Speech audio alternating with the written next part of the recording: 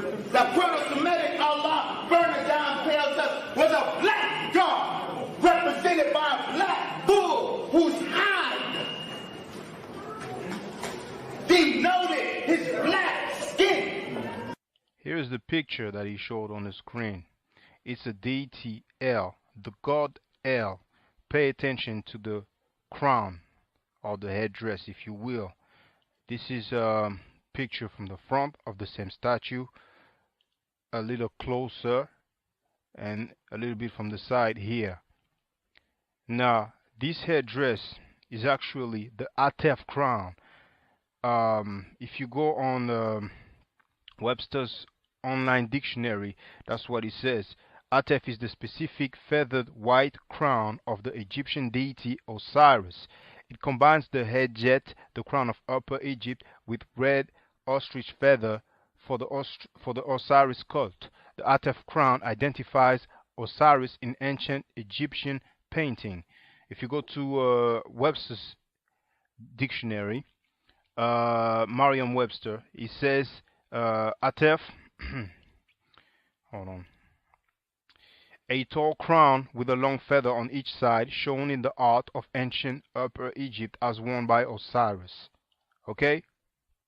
Here you can see Osar or Osiris with the Atef crown. This is from the papyrus of Nebket. It's actually in the Louvre Museum, and you can see me filming that papyrus on the video entitled Reality Check. Why black people ain't going nowhere, but you might as well put Afro Style Reality Check, it's gonna come up. And in here, it's also from the Louvre Museum. You have Osiris in the middle with the Atef crown, and the description for it, if you go on the website of the Louvre Museum and you type Royal and Divine Triad, you can do a search and you will see they mention that he is actually wearing the Atef crown. Now finally, you can compare the crowns. Okay, first you have the god of the Arabs Negroes, which first is El, but somehow some way becomes Allah, but that's up to y'all, that's up to the doctor. And then you have the one that I showed you, Osiris.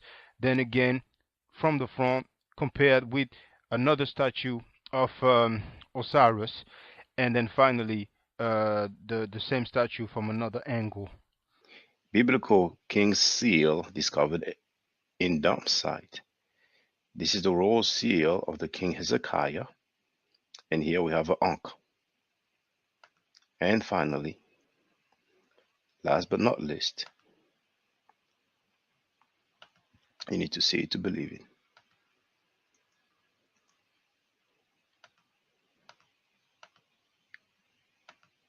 The God of the Bible,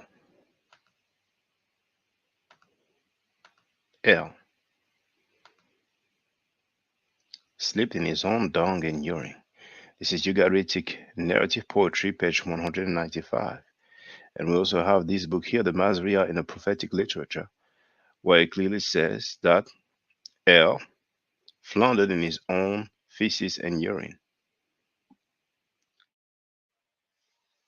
Hotep Senu Hena Senut Itiren Ishakandugu Kemet. I hope you are doing well.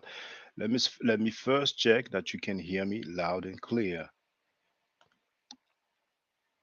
Yes, the sound is perfect. We have 20 people online already. I wonder what could it be.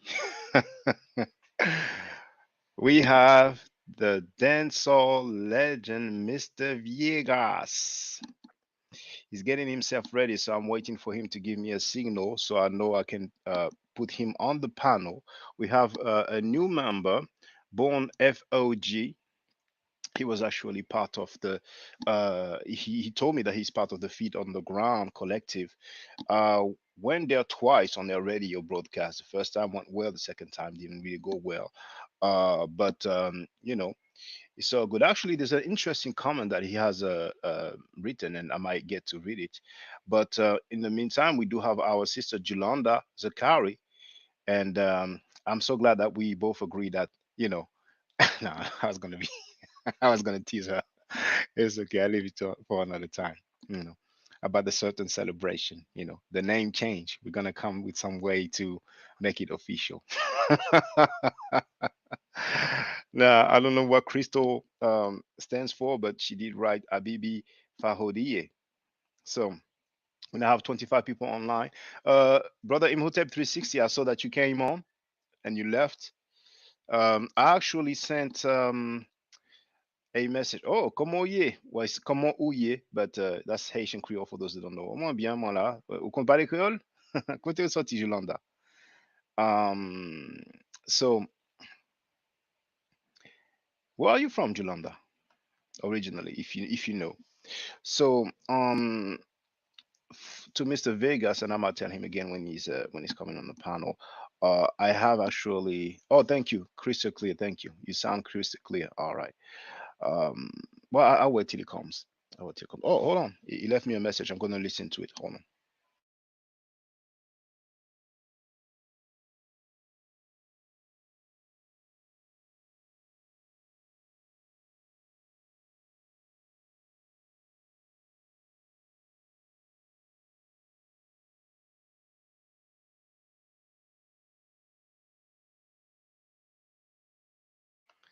Yeah. So the brother is getting ready. Some of my opponents might say, well, that's what do you call it? A clickbait. He's gonna come up with an excuse. But you'll see. We'll see. So Um, well, actually, since we have a little bit of time because our brother is getting ready, and Imhotep 360, I'm gonna ask him. Well, actually, maybe the email will work better. I don't know. Um, okay, I'll message him later. I don't wanna. So let me look for that comment that was left. It's gonna be here. It's that one.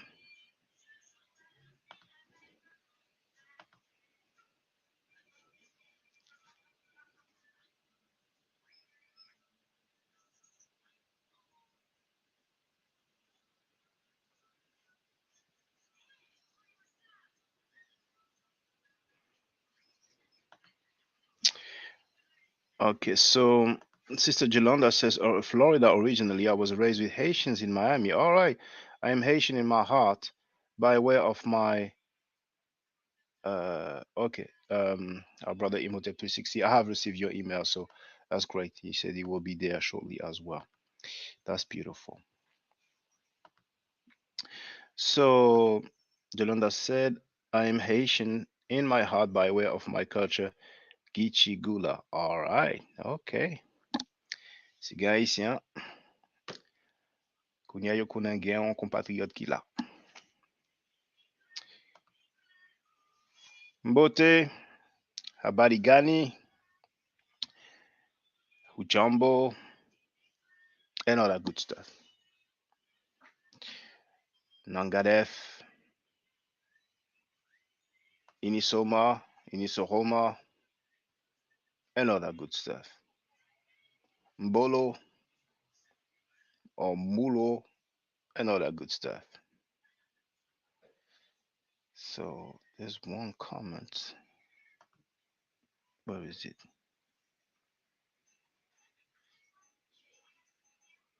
Oh, never mind. It's okay. I'm gonna find it. No problem.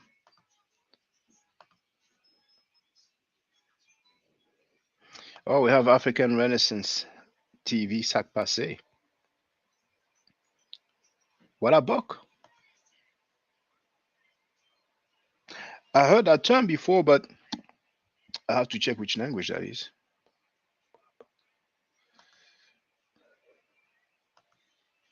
Oh, tu parles français, African Renaissance TV. Okay. So I see our brother. Um, are you ready to put you on the panel so we can test, brother? You can give me a sign.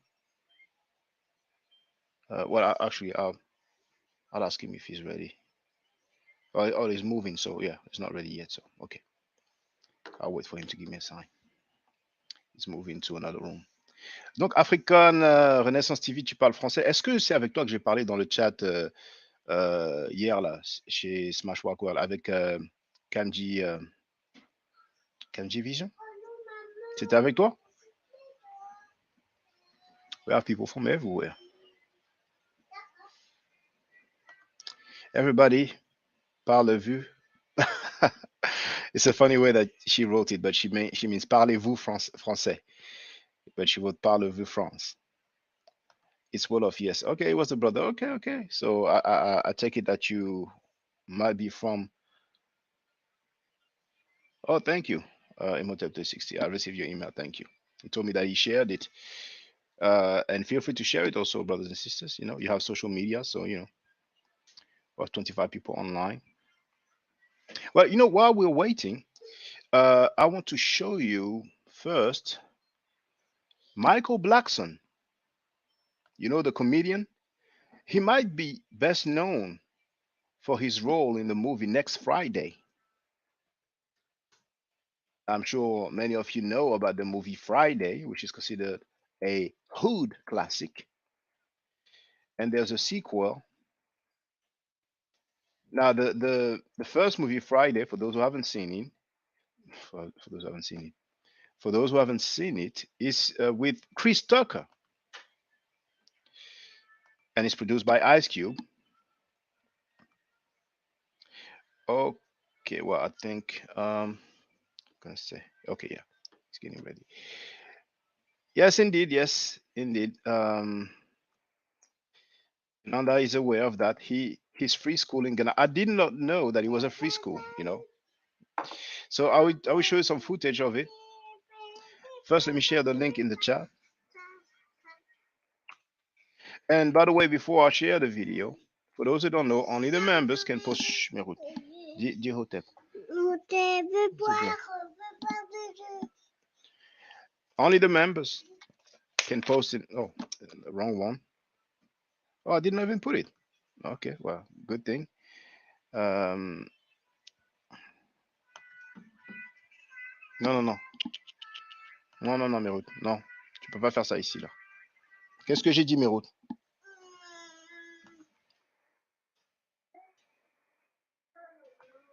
So I'm going to pin the message.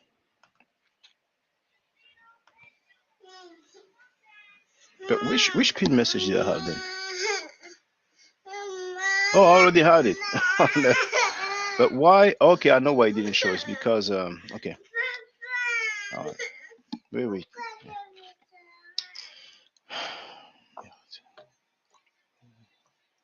Tiens, Mero, tiens, viens, prends ton stylo. So here it is. This message is pinned, which means that it remains at the top of the chat. Only the members of the channel can post in the chat. And you have the link to join. It is handled by YouTube. I do not know any personal information. And yeah, so that's how it is. So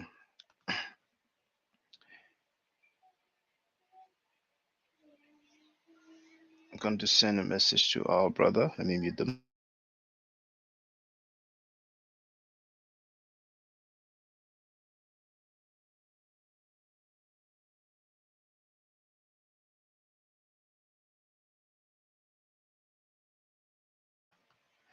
Who sent me that private chat? Oh, ready for check. Okay, well, ready for check. We can check now. Okay, so I'm going to put you on the title panel right now, brother. Greetings, Wagwan. What up? What up? What up? Well, I can hear you. So it's a bit low, but I can still hear you. It's okay. Can you hear me now? I can hear you. It's okay. It's actually slightly better. That's good. Right. Thank you so much, brethren. Oh, no more webcam. Okay, it's all right. So, and we have our brother Hotel 360. Place to be. Wagwan. Hey, P. Shaka, how you doing, bro? I'm doing lovely. I'm so honored. I'm so honored. Yeah, you know, peace to the chat, you know. Big up yourself, my brother, Mr. Vegas. Yeah, you know, on this one, I'm gonna leave you in the ring with Shaka, you know, because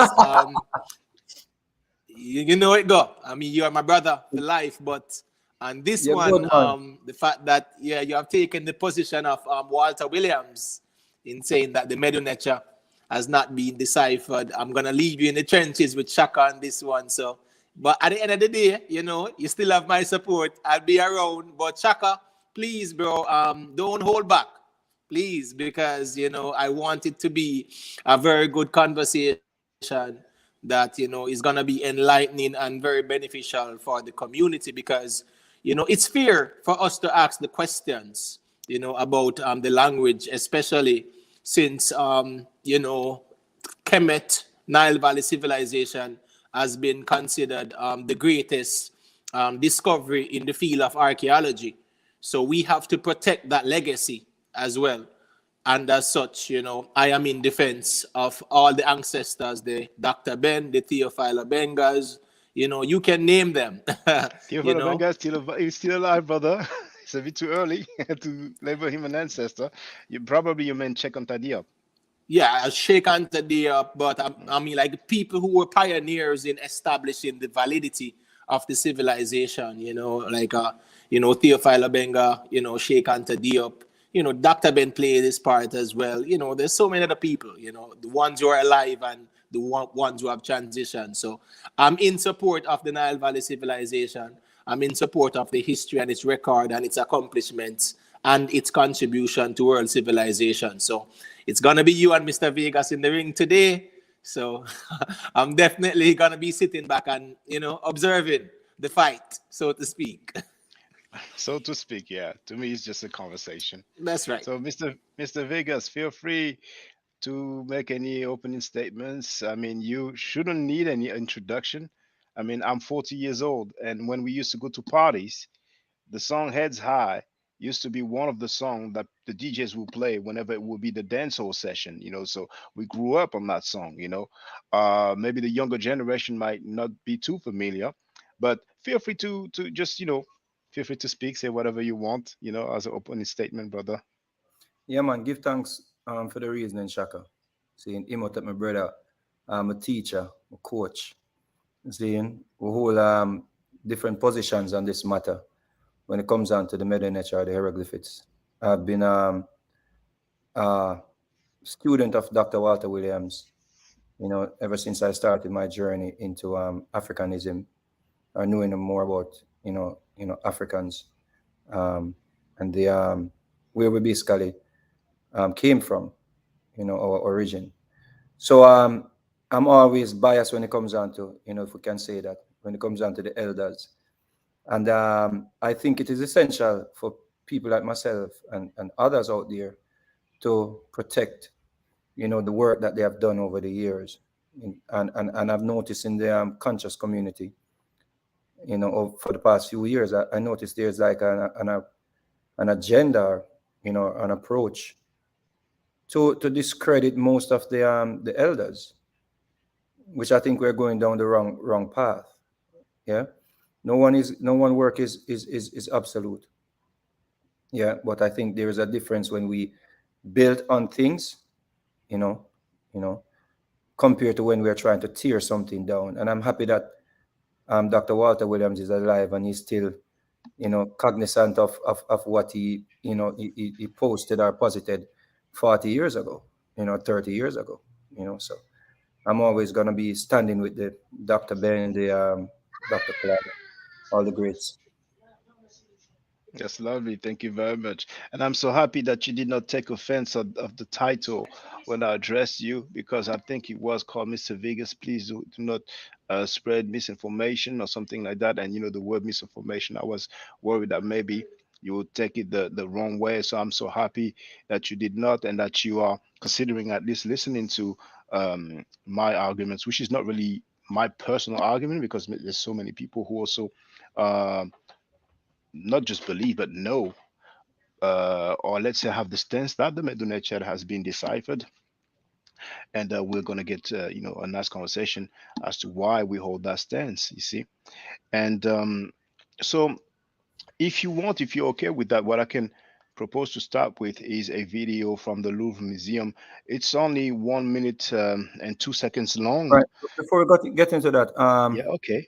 I love to be able to share my screen. So I want to make Of sure course, that brother. Yeah, go ahead. Go ahead. You no, you I know how just to want do it on the no, no, no, StreamYard, no. do you? Right. So that's what I'm saying, because I think because you're the moderator, um, so I want to okay, I see how it's to share screen. I think okay. Yes. So Yeah. just So just a quick check. So when you get back, we can know exactly where we're at. And you indeed have the option to share either the whole screen or just a particular window of a program or software. And you can share the tabs just for the internet tab. So if you're planning on sharing an internet tab and you want us to hear the audio, for example, you're going to share a YouTube or any other website's video. At the bottom, you have share the system audio, the bottom left corner. So make sure that it is ticked this way. We can hear whatever you're playing. Right. So, do you want us to do a quick test? Yeah, I'm trying to do that now, but see, that's why I wanted to do a check before we get on. Yes, because So I think in the meantime, I was, yeah, I think you tried, but I was reading what was on my screen. So feel free, you can do present and then share screen, and then you can choose whatever option suits you best, window or tab, you know, it's on you. And then I would add it so we can see the result. Oh no, it was me actually. Screen sharing was canceled. It was me when I tried. Oh, it was you? Yeah, so do you want to give it a try now? Are you okay so far? Let me try. Wow, it's still saying the same thing. Damn. I don't stream you to open link. Yeah.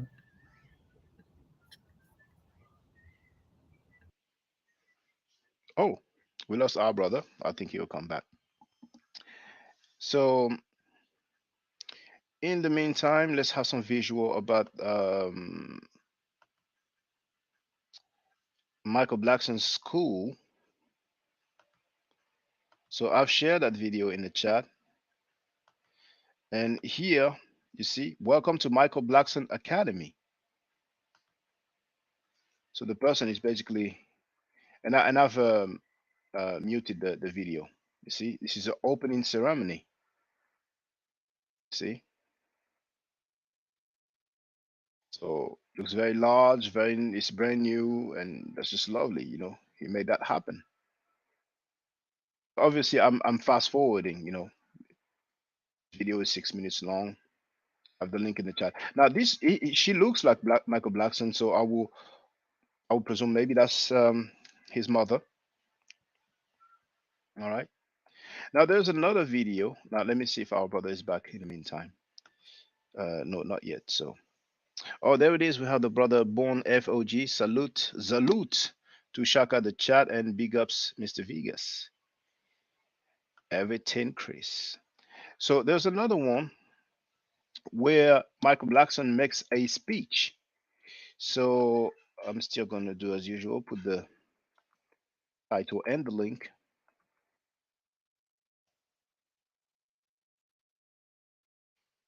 So let me share this.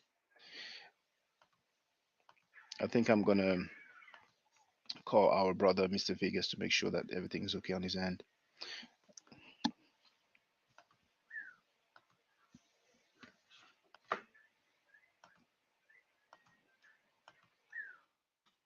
So the link is now in the chat, and just I'm just going to play just a little bit of the speech. Finally accomplished the most important thing in my life, which is giving back to these children a chance to become great. Greatness starts with education, and a foundational education should not come with financial barriers. Why I go down in Savannah? This is where my life started. This is where my mother was born, right here on this soil that we're standing on.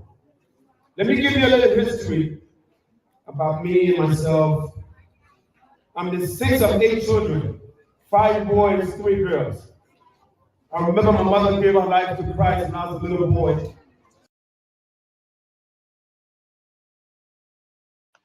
I guess it was a good timing to stop the video.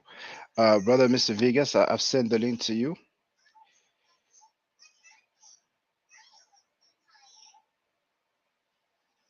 Oh, there it is. Our brother is back. All right, brother. So let's try it together, brother. Now, can you press share?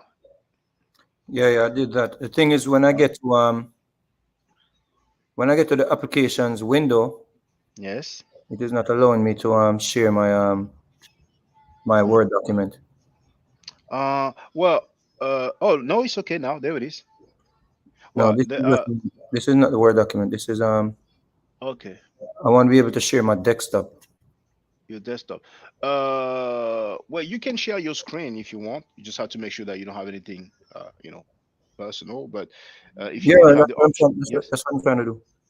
Oh, okay. Because okay, so feel free to share again because I It's did not yeah. application window. It's not allowing me to. Let me check something. Well, actually, you can try whole screen. I'm not sure what it says in English because I have it in French, but um, the application window is the one in the middle. Then the Right. one on the left, yes, is whole screen. So there, Oh, your this entire is not the screen. one. Yeah, entire screen indeed. Yes. Okay, let me see what's going on here. Let me see what's happening here. Mhm.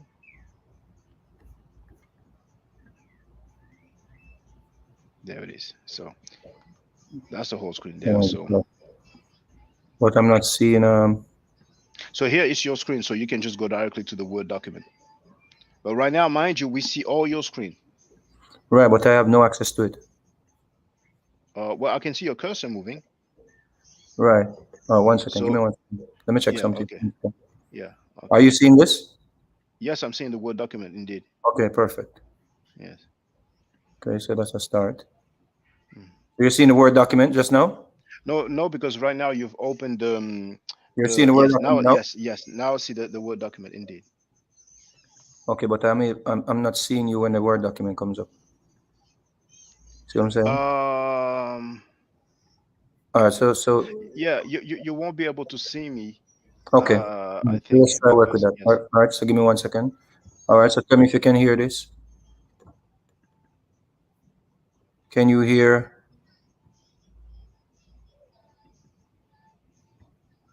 Oh, this is SETI.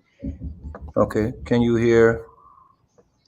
I mean, I don't hear anything so far, All right, but let's I see if can we can see. hear Reggie. Can you hear that? If the hieroglyphic has been I can hear deciphered. this. You hear that? Yes, I heard that. It works. All right. All right, so I guess we just have to work with what we have. Okay. All right, so go ahead and share your video. All right. So I'm going to share the link so everybody will have it if they check this video after the stream in the chat, and then I'm going to share it. So there it is in the chat. Can you Yes, brother. Feel free, brother. change Imhotep to down at bring Imhotep below so it looks a little because it look weird with All him being blocked out at the top there. right. Yes, you're right. Yeah. And so the video is entitled 2000 Years Before Champollion and the Rosetta Stone. So now let me just share it. There it is. I'm going to mute my mic.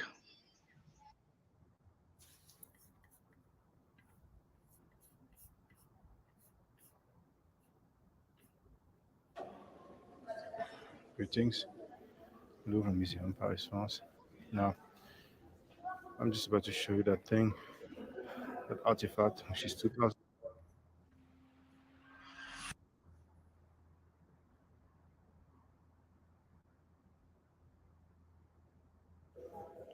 Just to show you, I'm just about to show you that thing, that artifact, which is 2000 years before the Rosetta Stone. Just to show you that when people say that the Nedo has not been deciphered and it's a rabbi, this is the artifact there, and the reference there, E30890, and this is the breakdown of the phonetic values of these different glyphs. This artifact, which is 330 BC, actually spells the name Alexander. So you have the date there. I cannot zoom with this mode. But there you can see Alexander, you see, and that's a French way to write it. 2000 years before the Rosetta Stone.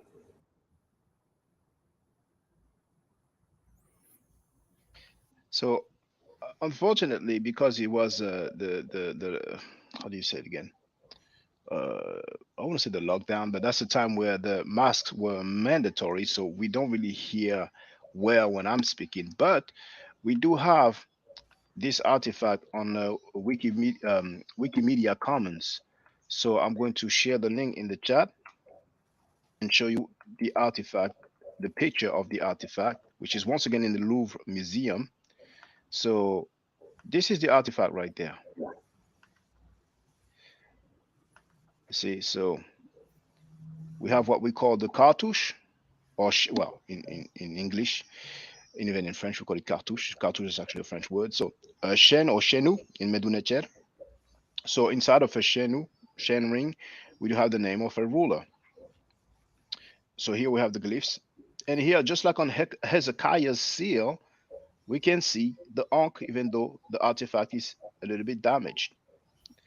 And the other thing from the Louvre Museum, we have a picture of it as well, and it's still on the same website, which is Wikimedia commons.wikimedia.org. And here I want to show you what it looks like. Oh no, there it is. So that's the one. That's what you will see on the video. All right. And what's very interesting. Hold on. I can close this. No, I'll leave it open. You never know. So what's interesting with this one here is that the Louvre Museum shows us the breakdown of the glyphs. I might make it a bit larger. Well, I don't want. I want to make sure that everything can be seen. All right. I want to check. Okay. So this is the vulture, which stands for the phonetic value A. That's the lion, which initially stood for the phonetic value R or Ru. But later on, with the Greeks and the Romans, it was used for the sound L, because initially we don't have a sound L in the Medunetcher. Then we have the basket with the handle, which is the sound K or K. We have the door, the bolt or door lock, which is the sound S. We have the reed leaf, which is the sound E. We have the ripple of water or water wave, which is the sound N. The hand, which is the sound D or D, and the R. I'm sorry, the mouth, which is the sound R. And once again, the same glyph as here, the lock or the bolt, which is the sound S. So when we read all of this phonetically, that gives us Alexandres. So Alexandres is obviously the name Alexander. So it will be an extreme coincidence that they would actually use the glyphs that we allegedly don't have any more knowledge of, because we don't know the meaning, we don't know what it represents, we were not there when it was first written down, but yet it happens to spell the name Alexander. So what's your take on that, brother, Mr. Vegas? The stone you showed earlier on, that is 2,000 years before the hieroglyphics was deciphered. Where is that stone? Let me show you again. It's located in the Louvre Museum. And that was found 2,000 years before the hieroglyphics was deciphered. Oh, I don't think it was found 2,000 years before. Yeah, but the caption said 2,000 years before the hieroglyphics. So what does that mean? The title of the video indeed is I've made the title is 2,000 years before Champollion and the Rosetta Stone.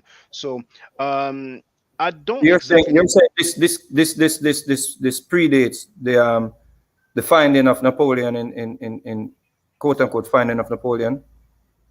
It's 2,000 years before the Rosetta Stone was found, because this is 3,300 BC. And what is this called? This document here? Yeah. Well, the description. I have another video where we see the description, and I will look for it now. It shouldn't take me a long time. If I put proof, there it is. So for all purpose, I'm going to share the link, that other video. That time I made the live stream. Oh yes, Jolanda is right in the chat. She wrote read from right to left. Indeed, here it is read from right to left. we know the direction of reading by looking at the direction in which the glyphs are facing, particularly the humans and the animals. So here, that's the other video where we should see the description a little bit more clearly. I have to skip the ad whenever I can. Just have a few seconds left. There it is. So if I go towards the beginning, we should see the video somewhere.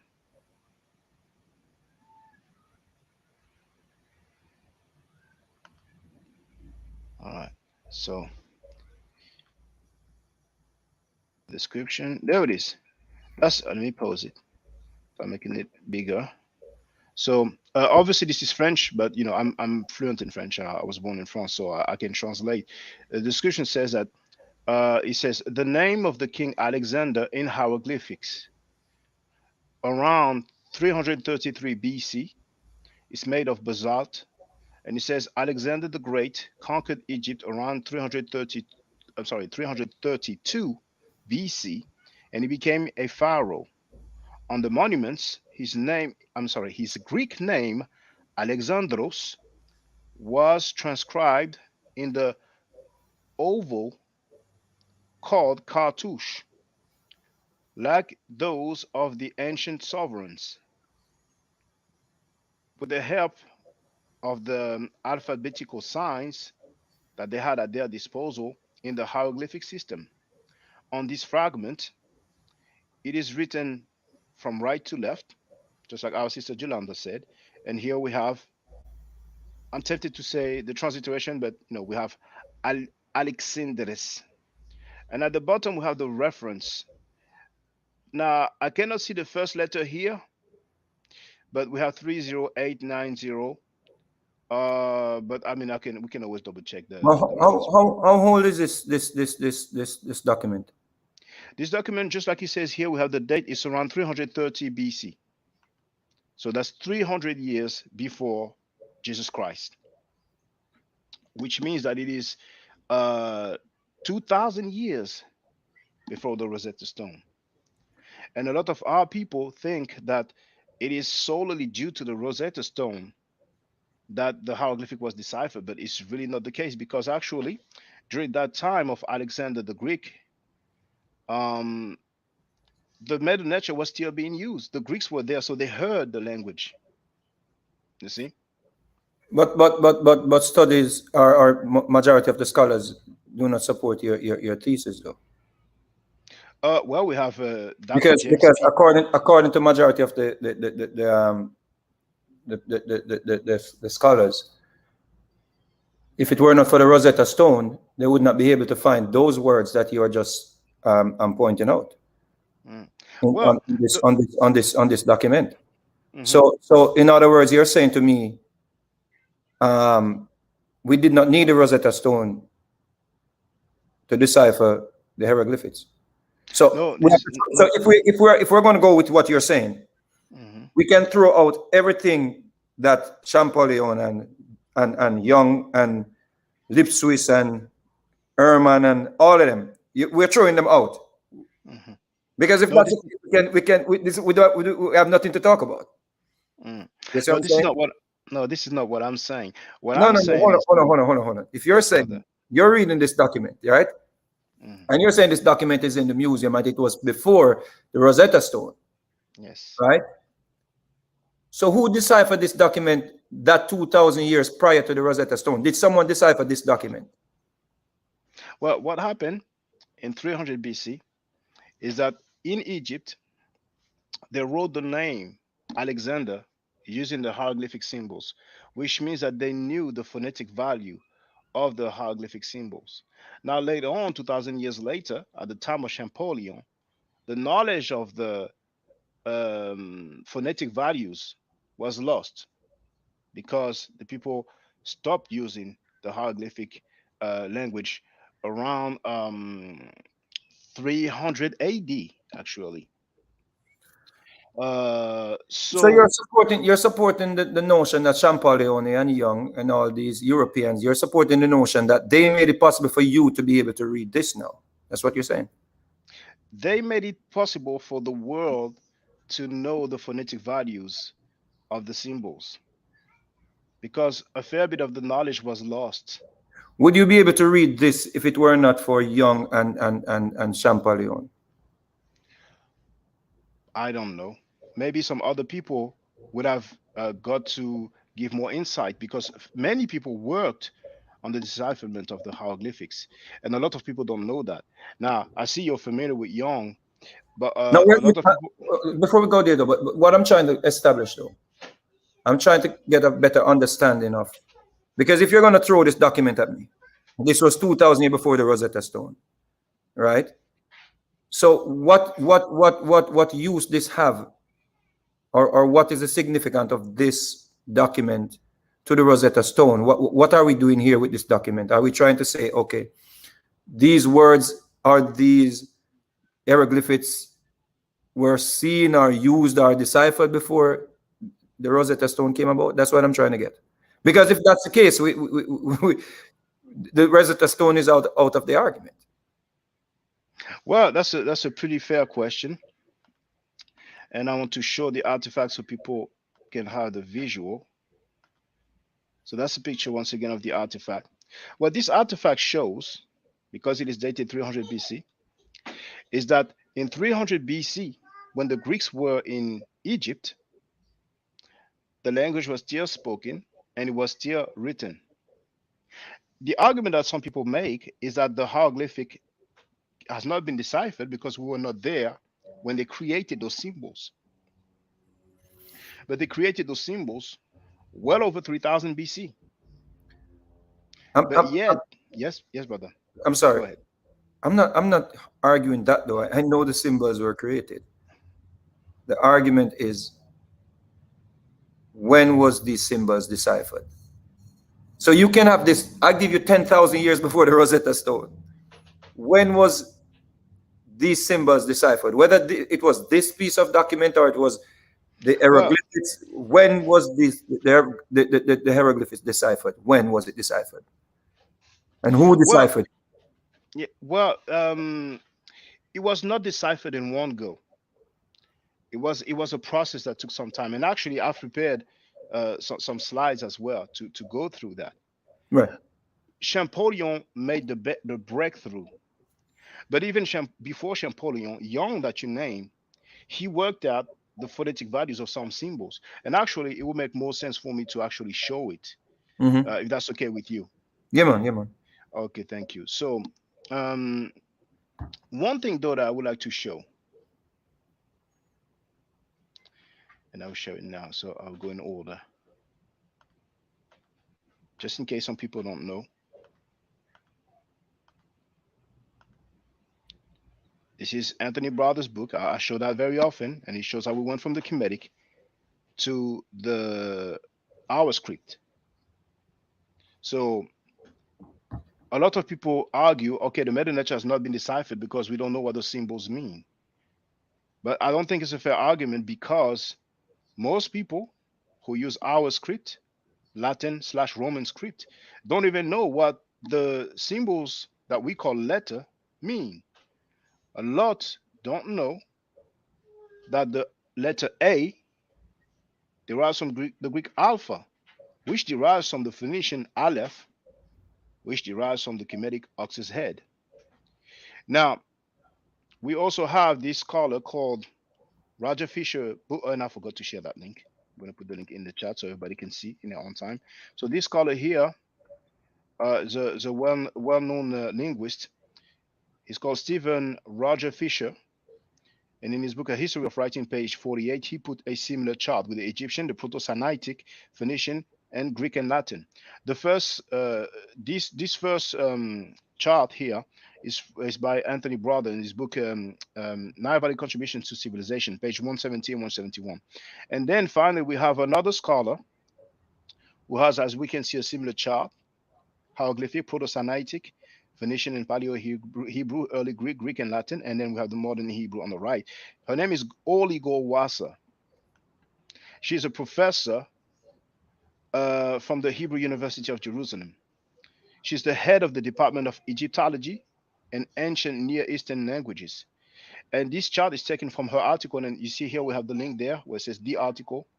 The article is called "How the Alphabet Was Born from Hieroglyphs," and she won an award from the Biblical Archaeology Review, where the article was published back in 2000. The article was published. Well, the award was given in 2009 slash dash 2010. So not only a lot of people don't know the origin or the meaning of the letters that we use, but the actual script that we use derived from the Medu Neter, and that they don't teach us at school. So that being said, I want people to see something, because sometimes people argue, well, we don't know what those symbols means because they are not letters. But they fail to understand that what we call letters are ultimately symbols. And here, this is about what we call the cuneiform writing, because nobody argues that the cuneiform writing has not been deciphered. We talk about the Epic of Gilgamesh, we talk about the Sumerians. The cuneiform was used to write many different languages. So it's a bit small here, but it says the historical. Oh, let me share the link. This is Sumerian writing from Encyclopedia Britannica. So here, the link is in the chat. You have it there, brothers and sisters. So it says the historical record is much more explicit after 3200 BCE and reveals clearly the stages involved in the evolution from a limited system of notation suitable for recording particular events into a full general purpose of orthography. A general purpose orthography. Archaic Sumerian used mostly graphs representing numerals, names for objects, and names of persons. Graphs for numerals were geometric shapes, while those for objects were often stylized pictures of the things they represented. Yet the system was a genuine logographic writing system, generally adequate to economic and administrative purposes. With the substitution of a blunt writing stylus for a pointed one, the symbols become less picture-like and more conventionalized. The writing system takes the name cuneiform from the shape of the strokes that form the symbols, from Latin cuneus, which means wedges. And here in this article, if you go to the top, you have this chart here, but you don't see it in full. So when you click on here, it says click here to see the full size table. This is what we have. Now, when we think of cuneiform writing, I want to check that it shows on the screen. Oh no, it opened in a new window. So here's what I'm going to do. There it is. So when we think of cuneiform writing, we think about those symbols here on the right. But people don't know that the original pictograph, just like the hieroglyphs, those are pictographs. We can see here that this is a bird. You see? So it went from that shape to that shape here, pictograph in position of later cuneiform. Then we have early Babylonian, and finally we have Assyrian, sorry. And original or derived meaning, we first have a bird, then we have a fish, then we have a donkey, then we have an ox. You see? And there's another thing I want to show. This is from Wikipedia. It's about the Sumerian language. So I'm sharing the link in the chat right now. You have the link here. And when we look at Sumerian language on Wikipedia, this is the part sample text. You see? That's the article there. Right? And then when you go to sample text, what is it? Sample text. Okay. Sample text. Oh, there it is. This is a transliteration and a transcript of this artifact, which happens to be in the Louvre as well. In the Louvre, they have so much ancient artifact. So this article is called the Cone of Enmetena, who was a king of Lagash. All right. So when we have a look here, those are those symbols, those pictographs that we call cuneiform writing. And once again, when we look at those symbols, that's what we think of. When I think of cuneiform writing, that's what I think of. But people don't picture, okay, the bird, the ox, and so on. And one funny thing as well is that here it talks about Enlil, who was a king of all the lands, and it says father of all the gods. And father is most likely Abba. And I'm sure that people who are familiar with the Arabic and the Hebrew knows that Ab actually means father. So that being said, I have some other stuff to share, but I want to let you feel free to add on or ask questions if you have, Mr. Vegas. Or do you want me to continue sharing what I No, have? no, Feel no, free. no. I'm good. I'm good. I'm good. So what I want to pull up is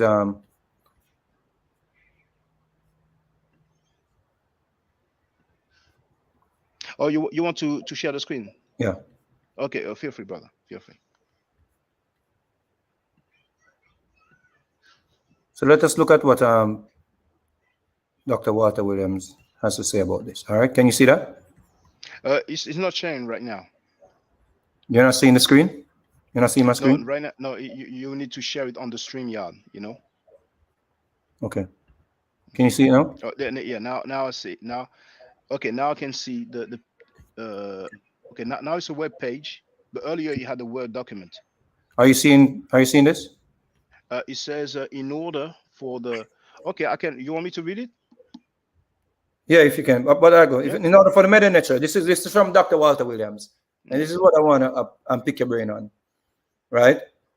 According to Dr. Williams, in order for the meta nature or hieroglyphics to have been deciphered, one would have to ask the ancient Egyptians who drew the symbols, what she meant for them to be.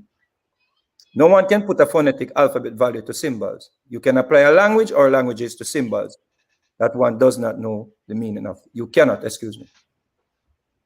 It is impossible to reduce the 400 or more symbols of the hieroglyphics to 26 letters of the alphabetical system.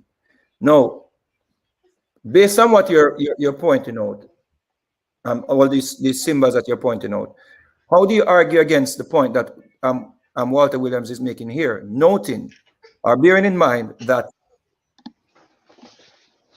these symbols that we're looking at, we do not know. Sorry about this. My daughter. Yeah. Va voir maman. Va voir maman. Va voir maman. Merod, va voir maman. Sorry about this. Go ahead. Go ahead, buddy. Yeah. Right. So what I'm saying is, we do not know the context of how these symbols were used. So how do we put alphabets on these symbols, phonetic alphabet on these symbols, and come to the conclusion that, okay, this is what it means? How do you argue against what Dr. Walter Williams is saying here? Mm-hmm. Well, thank you. Furthermore, we have over 400 symbols, right? Actually, we have possibly 800 for the Middle Egyptian. So it's double the amount that Walter Williams wrote. Some people say 4,000, some people say over 1,000, some people whatever. But we're going with yeah. So actually, some people say up to 8,000, but actually we have glyphs who are the same, but they have variants. So it's like we have different fonts. Yes, yes. So you get the point. So how do we balance, or how do we match up these symbols, the 26 letters from the alphabet to these symbols in the hieroglyphics? Well, actually, we don't reduce the hundreds of hieroglyphic symbols into 26 letters of the alphabetic system. The alphabetic system is our script. That's what we use. Now, other alphabets don't have 26 letters. They might have more, they might have less, you see. Now, when it comes to the phonetic values, we do have, and well, I want to share my screen, but I would like to have these questions there on the screen for everybody to see. Yeah, go ahead. We do have the uniliterals. Oh, okay, well, okay. Go ahead. Let me stop sharing. Go ahead. Yeah, okay. So, okay, that's Sumerian language. I finished with this one, so I can do that. So I'm going to share that link in the chat, even though it's in the description of my videos, but for all purposes, everybody here, there it is. So that's the Gardener's the hieroglyphic sign is according to Gardner, or some people may say Gardner sign list. So what's of interest here, people are free to have a look at their own time at the different classification from A to Z. Then we have AA for unclassified. Is this the quote-unquote hieroglyphic alphabet? I would say quote-unquote. Those are what we call uniliterals. Those are glyphs that stand for one sound, you see. Besides the uniliterals, what do you mean stand for one sound? So which sound the crow makes? Well, you mean that one here? This is a Yeah, vulture. That's yeah. the sound ah. That's the sound ah. And you know How, what's and how interesting? and how do we know this crow is saying ah? How do we get there? Well, I love your question, Now which go back, takes go back, me. go back, go back to Yeah, the glyphs. yeah, Sorry. yeah. I will. I will in a minute. In a minute. I just Yeah. want to show you here. You remember this artifact here, which is 300 BC? This glyph here, the first glyph from the right, that's the vulture. And if we look again at the breakdown from the Louvre Museum, which phonetic value do they show? You see, that's the one there, the vulture, and you see it's A, the letter A. But it's the sound A. In French, actually, the letter A, we pronounce it A. And Right. more exactly, we call it the Aleph. And you know, the Aleph is the same as we have seen. We have the Alpha, the Greek Alpha, which derives from the Sinaitic or so-called Hebrew Aleph. And the Aleph is the sound A. And in Arabic, they call it Alif, and the Alif is the sound A. So that's how we know because they wrote the name Alexander using this glyph, and that's what we know what the phonetic value is. Right. But in order for you to come phonetic value or phonetically speaking, how do you come? How something becomes phonetic? Well, people come up with they came up with some signs, some symbols, and they ascribe phonetic values to the symbols, just like the Sumerians did. Because once again, we should be fair. If anybody argues, like Walter Williams argues that the hieroglyphic has not been deciphered, then he should say that the Sumerian, I'm sorry, the cuneiform writing was not deciphered. He's But speaking. no, He's speaking in general. What he's saying no, he's in my opinion, what he's saying, and what I agree with. We see a raven, and we claim that we attach an a phonetical alphabet or letter, letter to a crow, to a raven, well, it's actually a vulture. to a vulture, whatever it is, Mm. right? And claim that it is making an a sound. Is the doesn't vulture make an a sound? How do we It's actually how did we apply a to the vulture? By mm, what method did we apply a mm, to the vulture? mm, Because the and I vulture love doesn't make that sound. and I love that question. Actually, some people may argue that the vulture makes that sound because a Come on, come vulture on, makes come on, the come on. yeah, well, The vulture doesn't say ah. well, it Vulture doesn't go doesn't. ah. I mean, but No. regardless, I'm okay if you don't accept that. Okay. Now, this is a cartouche with the name of the king Alexander. The Greeks were there. The Greeks heard the language. The Greeks obviously understood the language. Some people say that Cleopatra knew the ancient Egyptian language. So when they wrote the name Alexander with the hieroglyphs, it actually spells Alexandris. And the first sound that we hear is the A sound, which is what we call the Aleph sound. It's like you see, I can, for example, write some names can be written with the Arabic script. We will write it with our script and we can write the same thing.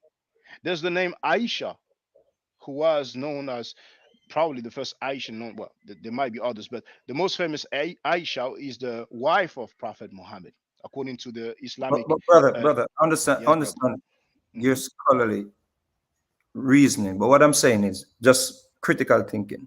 Yes, In those days, there were no vowels, right? there were vowels. When did these vowels come into existence? So Well, you're saying ancient Egyptians had these vowels? ancient Egyptians had vowel sounds indeed, and the A is a vowel sound, just like in English. The letter A, if you have the word apple, it's the A sound. So But this is a vowel they sound. did not use vowels in their writing.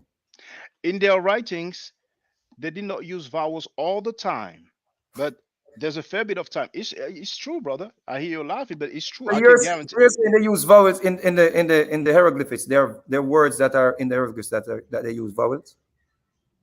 There are vowel sounds in the hieroglyphics indeed, and a lot of people don't know that. A lot of people repeat the same thing. They repeat, well, there's no vowels in the hieroglyphic. And as a matter of fact, in the classical Arabic, in writing, they will not write the vowels. So we have the word kitab, for example, which means book.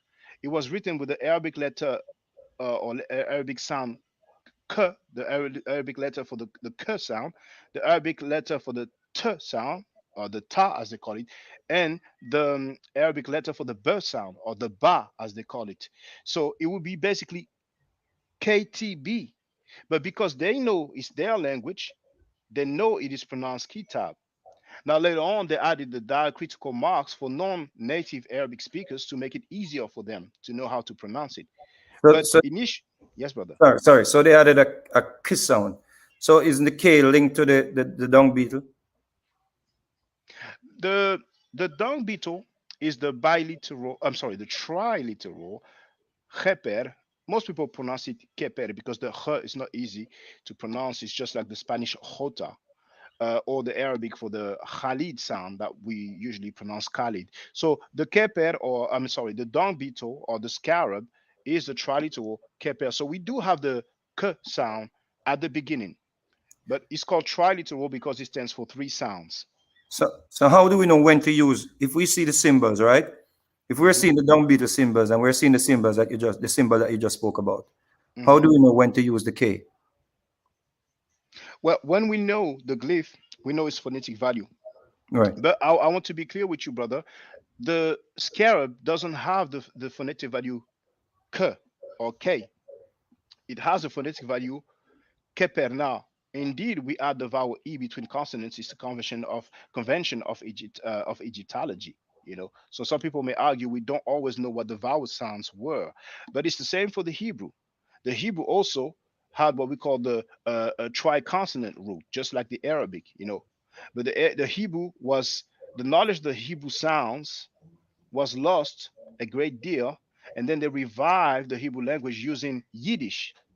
Now, the Medu Neter can probably be revived using the Coptic and probably some different African languages.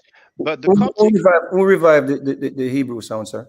oh, I cannot tell you all the names, but No, one of but the main, yes, because one of the main no, guy for Zionism.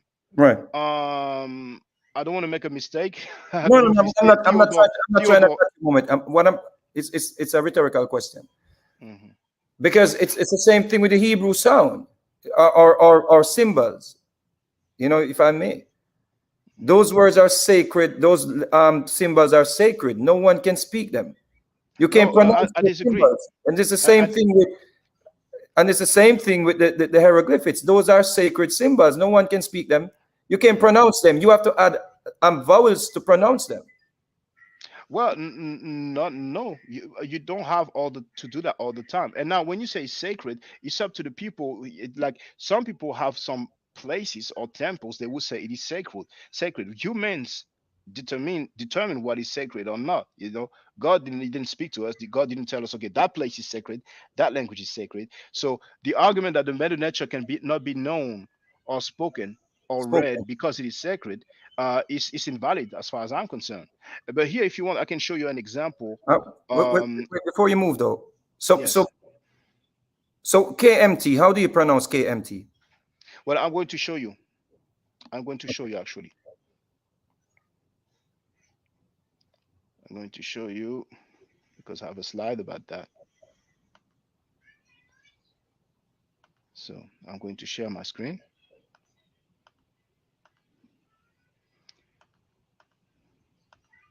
So here we have the word Kemet written down. Let me put the pen. So this glyph here, we talked a lot about this glyph lately with our brother Smash Rockwell. Um, this is the most Egyptologists say that it shows crocodile skin or crocodile scale. Sheikh Anta Diop argued that this is a piece of charcoal, and Dr. Sheikh Anta Diop, PhD, was not the only one because Bean Manley and Mark Collier, in their book How to Read Egyptian Hieroglyphs, which is a bestseller, they also describe that glyph as a piece of charcoal. But regardless of what it is, it has a phonetic value, which is Kem, But, the K and the M. but Go ahead, before you brother. Feel free. move, sorry to interrupt Yes, you. no That's the problem, point. brother. That's the point. I think that's where the confusion comes in, Hmm. and we're always going to run into confusion and always be guessing. So it's no coincidence that Diop is going to have a different say on this symbol. You see? Well, it happens with Because other no one was, languages as well. huh? It happens with other languages as well, including the Sumerian language. Like what we call Yahweh. Most of us say Yahweh. Some scholars argue that it might have been pronounced Yahoo. So even the name of God, as the Hebrews understand it, we're not even sure how it's pronounced. And people can do the test and see if I'm wrong. They can contact any linguist in the world. They can go on Google and type university linguistics and contact and say, okay, you're a linguist. Are we sure that it is pronounced Yahweh? And then feel free to see what their answer will be. Now, That's regardless of, that's make the point though. I think that's what I'm asking. How do you pronounce these words without the vowels? yeah, well, This consonant that they applied, mhm, that they claim that okay, these consonants are to go with this symbol, mhm, mhm. right? Well, Without the vowels, because the writing system, contrary to what, based on what I've looked at so far, mhm, they didn't have any vowels mhm. in Well, these I will words. show you. I will show you a case when we had vowel sounds. What era But though? What era? What era? I What will was show the you timeline? just after. But I want to All finish right, with all right, this. all right, Now cool. that's the KM. Hmm. So uh, the letter K and the letter M. Now the convention, of course, is for us to add the vowel E, so it is smoother to pronounce. And this is also the M, the unilateral. We don't read it again. We don't read that chem M. We just read that chem, and then we have the loaf of bread, which is the sound T or T. So all these spells kemet. This is an ideogram determinative for a place. So this one doesn't have any phonetic value. Now we have the Coptic language, which is not a dead language. It is a living language. People speak it in Egypt and abroad for the members of the diaspora. And in the Coptic language, what we call kemet, they call it keme.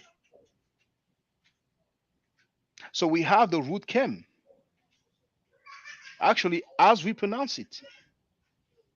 But you can't have chem. That's a point. What is chem? But we do have keme. KMT. We have kem. What is KMT?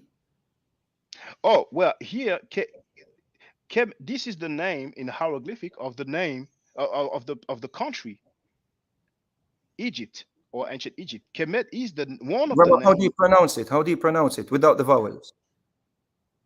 Well, the conventional way of pronouncing these glyphs that we see on the screen is Right. Kemet.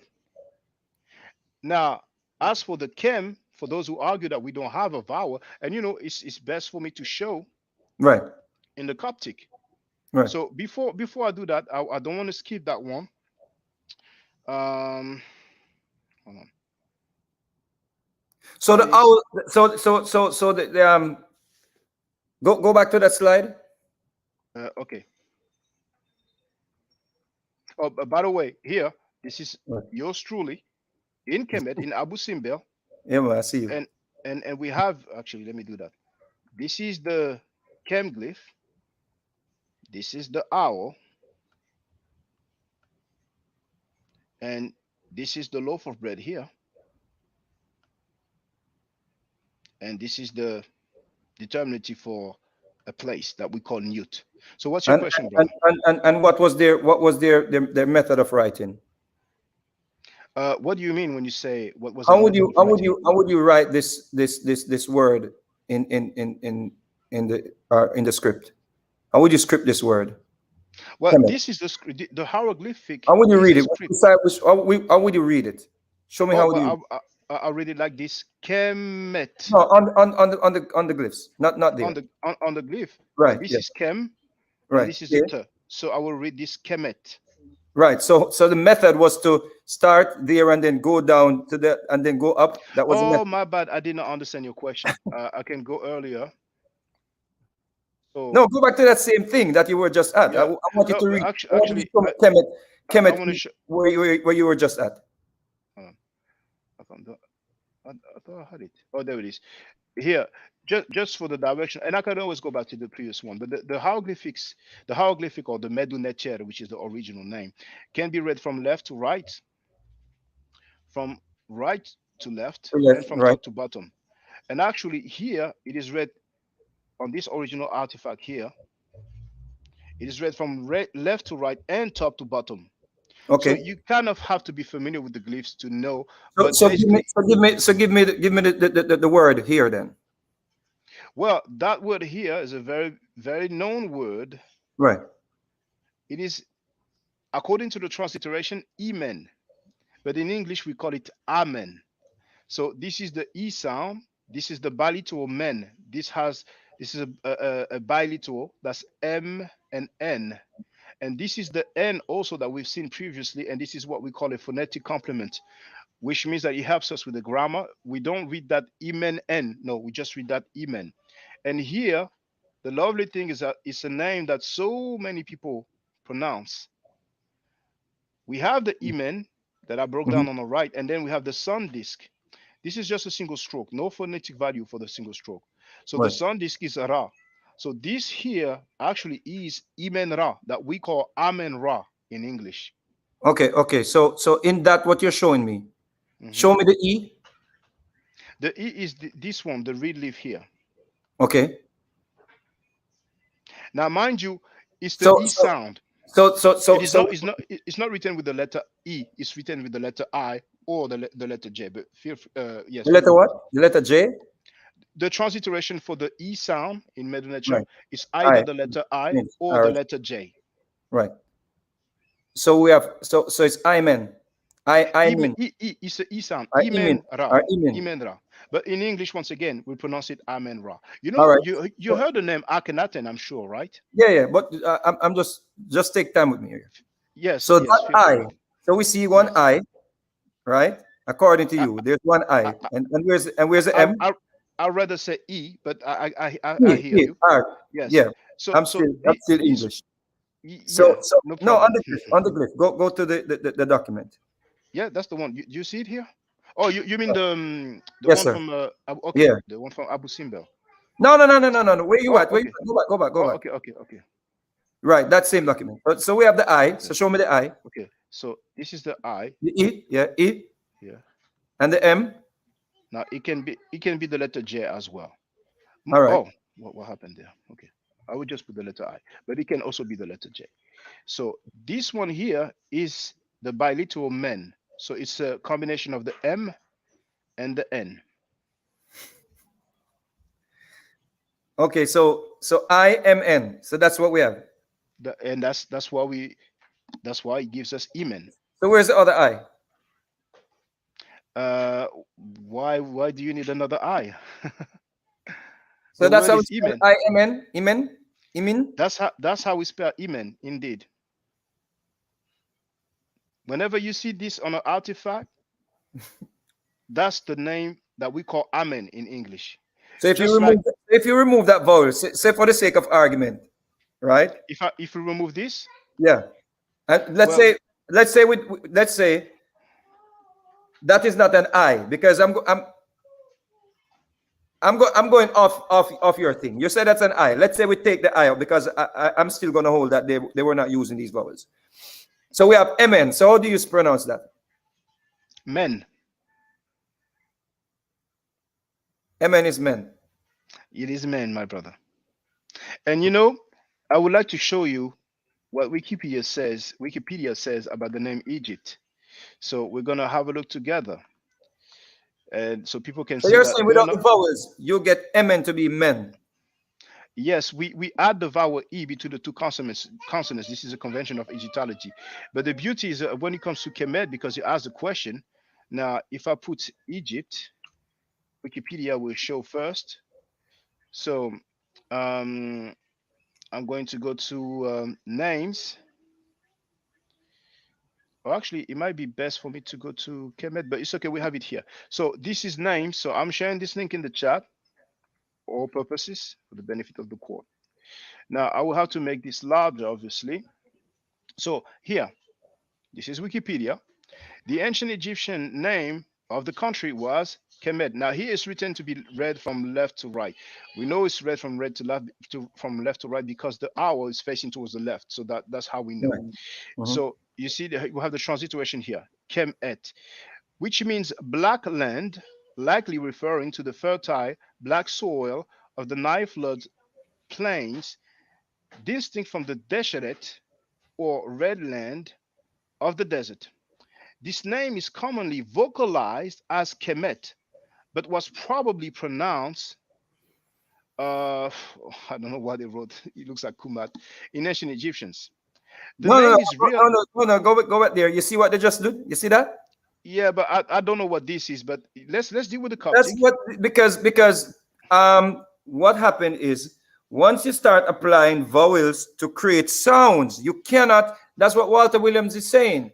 You cannot apply phonetic letters to the language or to the symbols with vowels just to create sounds that you think it is making. And that is the Well, reason actually, why it's going to run into problem, because guess what? Someone is going to add a U, someone is going to add an A, Champollion, Young, Lip Swiss, all them just, if you notice, it's all over the place. It's no concrete, because no one was there to say, this is the context of which this symbol was used. That is what is ringing true here, because see, we just run into problem here. You see what you have Kumat. Well, but this is not the Coptic, and I want to get to the Coptic. I mean, I don't want to skip this because this is written on Wikipedia, But regardless of the vocalization, we were using Wikipedia all along, and we had no problems. Yeah, but I'm showing you this is what happens when we apply phonetic alphabet to symbols.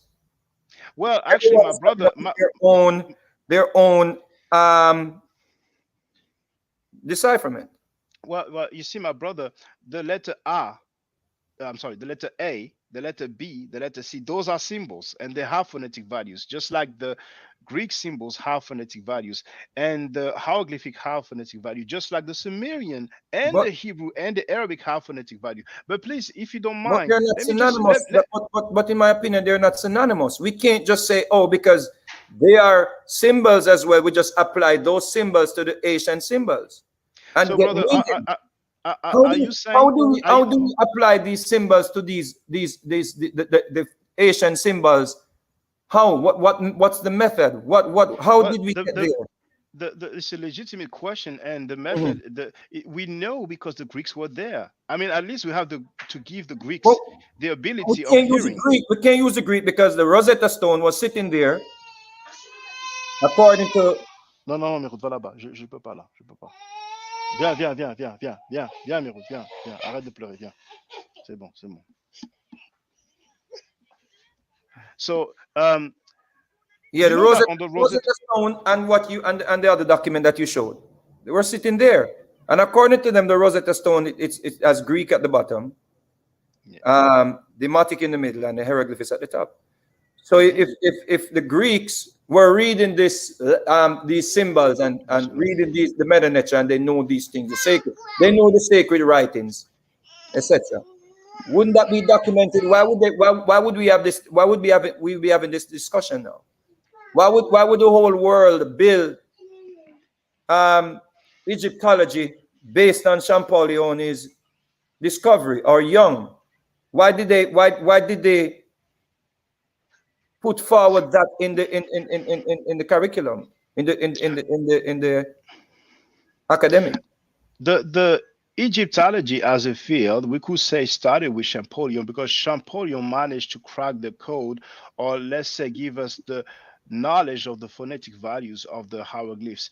Before that, it was lost because there was some invasion in Egypt, as we know, and the emperor what's his name again? Is it Justinian? I forgot his name, but I have it written somewhere. One of these Roman emperor ordered the closing of the temples, and Ptolemy. the hieroglyph. Come again? Ptolemy? No, it's not him, but I have it somewhere. Oh, the Roman Empire. Sorry. I thought you were talking about. Yes. Sorry.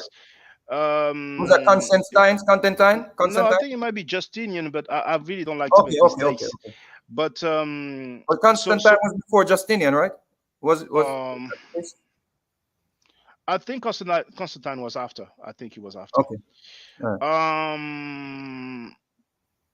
So some knowledge was not lost And thanks to the Rosetta Stone and a obelisk that many people don't mention, because people think that we only have the Rosetta Stone, which has the Greek and the hieroglyphic, but there's some other artifact that has it as well. It's an obelisk that allowed Champollion to be sure about, let's say more or less sure, of when it comes to the decipherment or the knowledge of the phonetic values of those symbols. And actually, the fact that you mentioned the Rosetta Stone, you said yourself that we have Greek on the Rosetta Stone, which shows that they have knowledge in the simple way how they were able to determine what were the phonetic values. Because since we know that inside of a cartouche or chenu we have the name of a king, then when they look on the Greek part inside of a cartouche, then they knew it's the name of a king. You But see, that's up for debate. If you look at it's not up for Stephen, debate, brother.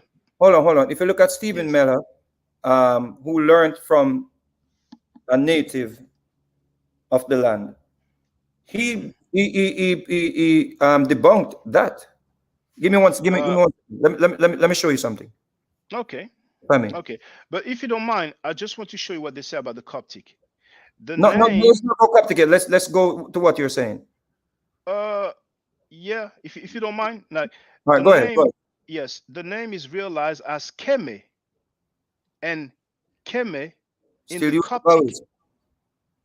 Come again? You're still using vowels to get the pronunciation, bro. Yes, brother, I'm using vowel because, and I'm not making it up. You see what they say? Keme in the Coptic stage of the Egyptian language. So I hope you're not going to argue that the Coptic language hasn't been deciphered, because it's a living language that people still speak. Coptic are just some people mixed with that went into Egypt, and they mixed with the invaders and all kind of different people. So Well, they're neither here nor there for me. well, okay. Let's see. Because that's what I want this to. Because I don't want us to confuse. Brother, I would like you to know that Coptic is a language, brother. Maybe you Hold didn't know that. on. I'm not trying to. This is what I'm trying to get to. We're talking about the hieroglyphics. I'm not trying to throw a bunch of other languages, the Demotic and all that stuff that they use for trading. I'm not even going there. I'm talking about the hieroglyphics, the meta nature. Yes, and I'm glad you said that. How is it that they were able to use phonetic letters to apply to symbols? Were they, according to what Walter Williams is saying, and which I agree, you would have to be there to understand the context. One, you do not know if the conversation was esoteric or exoteric. And all these European scholars, they deciphered, quote unquote, deciphered this based on an exoteric context. Yeah. Well, brother, I'm so glad you're saying that. The thing is that if you look at the word God that they picked out of the hieroglyphics. Yeah, I wouldn't say that, but feel free. The word that they said netter is translated to God or deity. Do you agree? It is translated as God or deity. I agree 100%. All right, all right. Let me show you something. Let me show you this scholar. Okay. This man who learned from one of the great Egyptologists. Give me 1 second. Okay, no problem, brother. Take your time. I love the conversation, brother. I really do. I mean that. All right, let me try this. Let me try to pull this up. Listen to what this brother is saying.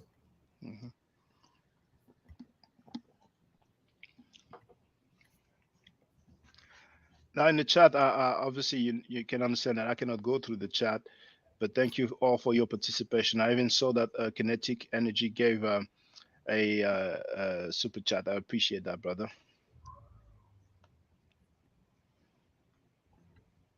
All right, check this out. Can you check this?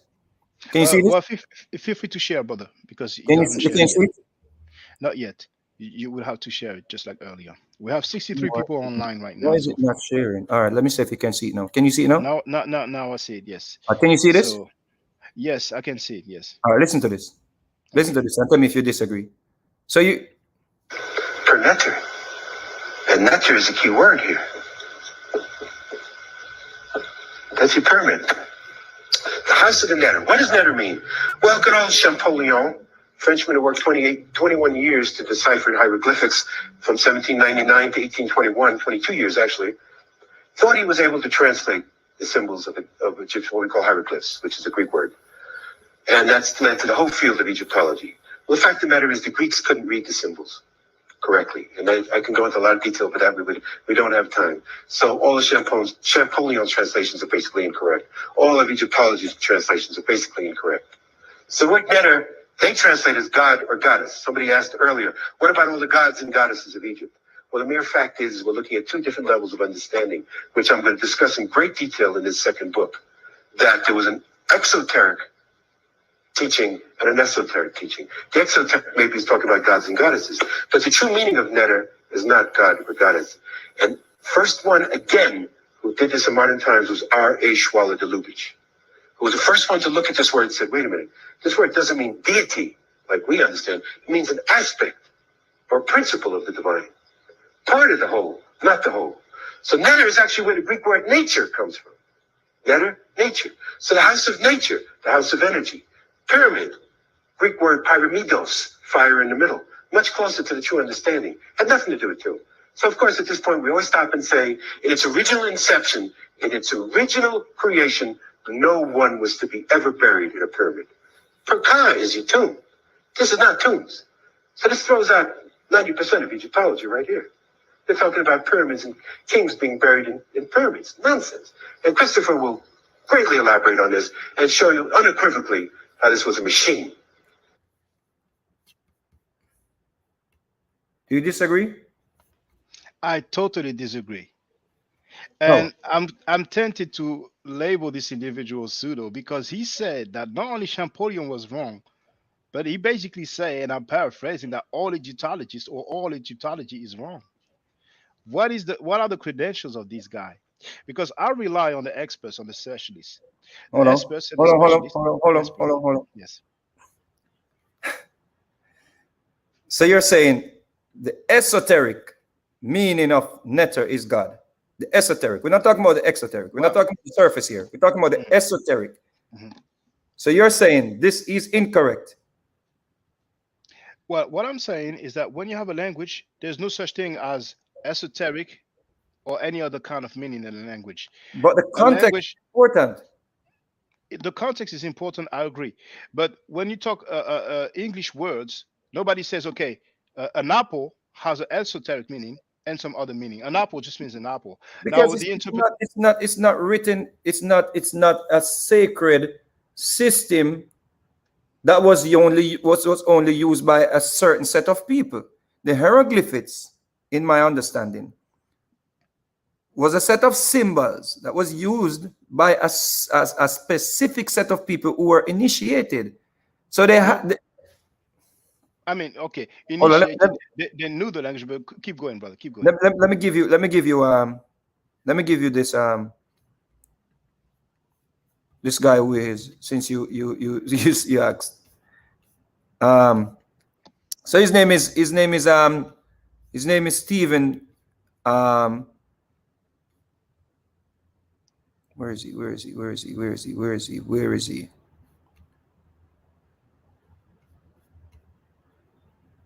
I see you have Diop and Obenga. Those two are PhDs. Those two read from the hieroglyphic, from the Medunecha. Theophile Obenga is still alive. You see that? Okay, here he is. No problem. We have time. We have time. Here he is. Stephen Meher, is it Meher? Can you go up a little bit? Mehler. Oh, Meher. Let me just look it up. So Stephen Meher. All right. So let me go ahead. Stephen Meher fascinated with the ancient Egypt, which began at the age of 8. He has guided his education and spiritual work all his life. Meller holds 3 degrees in sciences and is a trained field archaeologist and prehistorian. Meller, who also served as a staff research scientist for the Rosicrucian Order, AMORC, in San Jose, California, with 16 years. Meller was a student, disciple, and close friend of Egyptian-born Egyptologist and indigenous wisdom keeper Abd el-Hakim Aryan. So well, he doesn't have. He's not familiar with the field of Egyptology. He's independent, quote unquote, independent Egyptologists. Yeah, And because nor in the because he was not used by the Europeans, who basically, in my opinion, um, while black people were enslaved and the Greeks were under surveillance, created this whole decipherment, or this claim that they deciphered the hieroglyphics and guided or directed the conversation, or the principle to where it's at now, to where we have people going with the European methodology and claiming that they're reading African symbols. African symbols are sound. They're not supposed to be like English words. These words that we're saying are, one second, these words that we're using, they are English words. They're not spiritual. They give us no spiritual connection with the ancient principle. There's no spiritual connection. We're using English vowels and all these vowels and all these consonants, and claiming that we're making sounds. The sounds that we're making, they're not African sounds. These sounds are not African sounds, bro. Well, brother, we have to be very careful, because I don't think we could say there's such thing as African sounds unless we're talking about the language with a particular sound that doesn't exist in any other languages. One example might be the click sounds from the Xhosa people of South Africa, and maybe I'm not pronouncing Xhosa correctly, but the sounds that we use, most of them we find them in many different languages. You see, now, For example.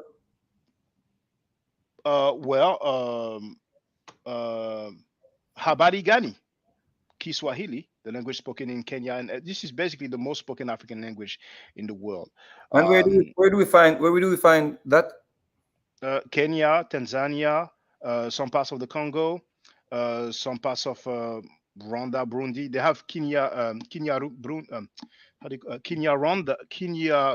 Rwanda, which is kind of close to the Kiswahili, but the Swahili, as we usually say in the language, they call it Kiswahili, but Swahili is the most spoken African language. Yes, in Africa, So they have Habari Gani, which means basically what are the news, or basically what's up, what's happening. When was the alphabetical system implemented in Africa? Well, there are several, but Habari Gani, the Kiswahili is written with the Latin or Roman script, the same script as us. And there's one of your brethren, Damian Marley. That's the one who made. But brother, all these words that the Africans are using, bro, they were designed to by the Europeans, bro. No. The Swahili language was not designed by the Europeans. It was designed by the Africans. Swahili word. Pronounce me a Swahili word. Ndugu, it means brother. Ndugu. Dada, Ndugu, yes, Ndugu. Ndugu means brother. But Damian Marley. Make up of vowels and consonant that was, that's from the brother, alphabetical system that the European placed in Africa, brother. No, brother, we have to be very careful with what we're saying. The Swahili language is a Bantu language with a fair bit of Arabic influence because of the sub-Saharan slave trade. But the Europeans did not have any say in the creation or the materialization of the Swahili language. And what I'm trying to say is that Damian Marley, if I'm not mistaken, it is Damian who made the album Distant Relative with the rapper Nas. And in one of their songs, they had a video for it. I think it's As We Enter. Nas says, Habari Gani. Then Marley says, Nzuri Sana. So Nzuri Sana means very well, you see? And Sana means like very, and Nzuri means well. So this is a real spoken language. I don't think you're going to say that Marley didn't know what he was talking about. Brother, I'm not trying to go against someone's own understanding. What I'm telling you is most of these tongues that we're speaking now were basically compromised by the European system that they implemented. But I'll leave that alone for a whole different conversation. What I'm trying to say here is, back to your point. You're saying God is from the word netta, based on the Champollion deciphering the hieroglyphics. But God, deity, the Mhm. word letter, doesn't mean any deity. It doesn't mean God, because God, the word God, has no bearing on that, on our esoteric principles. But brother, when you deal with a language, we deal with meaning. We don't deal with, okay, this is divine, this is sacred, this is Yes, we esoteric. do, because we have to know so we can add the right Well, quote unquote letters from the Phoenician well, alphabet, we actually know, and that's what we know from the the specialists. phonetical system. Excuse me. We have to know, because if all right, let's make it simple. Let's make it simple. Since it's so complex, just say we who are here now, we are communicating, yeah, with symbols, with signs. So I It do this sounds, signs. We're using yes, signs, yes, right? And like I put this, up this, like and I this. put this up, and yeah, and whatever. See, and Mhm, this language go, it's dead for 2,000 years. mhm. Someone come along, 2,000 years after. Oh, I know what they were saying. They do not understand the context of the conversation. They do not understand what we were speaking about. What were we speaking? Someone has to be there to say, okay, this was the context of the conversation. This was what we were speaking about. Not to say, oh, that is a phone, so let's put a G, and we're going to apply 5 consonants to this and a vowel to make it into something that suits our agenda. That's what I'm saying. So no one can say, okay, this is, we're absolutely sure that this was what the ancient people were saying in these hieroglyphics, because they're symbols, bro. Well, but Symbols. brother, the A, the B, the C. Do you know there are symbols? But Brother, we whether were not what there. We I'm were talking not about the there. hieroglyphic symbol. I'm speaking about the Okay. hieroglyphic symbol. Well, let's Symbol, talk about the hieroglyphic. and, I agree with you. the chronology. Yes, we're going to talk about chronology. Actually, you said you gave the example of a language that was lost for 2,000 years. Do you think that the hieroglyphic was lost for 2,000 years? According to what, I'm not sure if they, but I know it's what a dead language. Well, here, this is Britannica, Encyclopedia Britannica. I'm not sure if I share the link, so just in case, I share it again in the chat. So here, it is in the chat. Everybody can see it. Now, this is what it says about the Coptic language. The Coptic language is an Afro-Asiatic language. Hold on, what's going on here? Okay, the Coptic language is an Afro-Asiatic language that was spoken in Egypt from about the 2nd century CE, and that represents the final stage of the ancient Egyptian language. In contrast to earlier stages of Egyptian, which use hieroglyphic writing, hieratic script, or demotic script. Now, it says clearly that the Coptic language represents the final stage of the ancient Egyptian language. So the ancient Egyptian language is not dead. It still lives through the Coptic. What? And the Coptic language is the final stage or final phase of the ancient Egyptians. And we have plenty of PhDs worldwide who state that. You see? And if you don't mind, do you mind if I share a few slides with you? No, go ahead, go ahead, go ahead. Thank you. So let me just, I'm going to have to, that's it. I'm going to go up. I will start with this one. So I'm going to share my screen.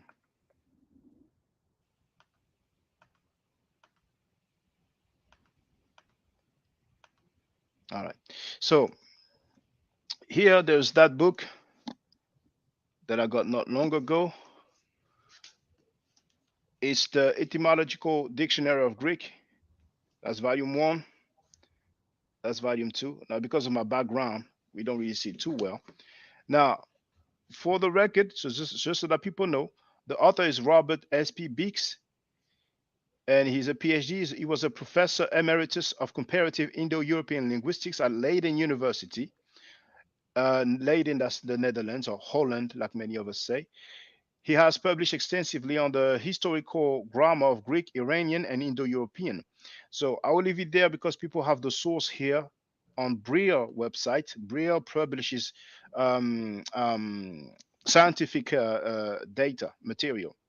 So in this book here on page 368, and I think that's volume 1, if I'm not mistaken, we have the word ebenos in Greek. Those are Greek letters. People can double check and ask them, okay, does it really say ebenos? And ebenos is the Greek word for ebony, what we call ebony in English, which obviously that's a tree. And when we look at the etymology of that word, that Greek word ebenos, this PhD, this linguist says that it comes from the Egyptian hebony. And I don't know if you remember earlier, and I told you that the E sound is written with an I or a J. Here, they've used the J. So we have the H, the B, the N, and the J, which is the sound E. So that's hebony. And as a matter of fact, in quotation, we have ebony. He even says that it ultimately perhaps comes from some Nubian language. So here, we have this book that I have somewhere. There is the Pocket Guide to Ancient Egyptian Hieroglyphs by a PhD called Richard Parkinson. And he says on page 29 and 30, for example, the hieroglyph shows a branch of a tree which is used to write chet, meaning tree. From that, it can be used to write the sound ch as in nechet, meaning strong. It can also be a determinative of words for wood and wooden objects such as hebony, meaning ebony, which is a type of dark African wood. By the way, ebony is one word that we have borrowed from ancient Egyptian. Now, how is it possible that the hieroglyphic has not been deciphered, but yet the word ebony that we use in English, in French we call it ebony, it derives directly from the Medu Neter. Now, that's not the only one. But before I move to a different but this is just perhaps, bro. These are just hypotheses, bro. Not an hypothesis, because once again, we have the credential. No, but you just read it. You just read it. He's hypothesizing. Well, let's go back. You see the last sentence in red. He said hebony, meaning ebony. No, go back earlier. Here?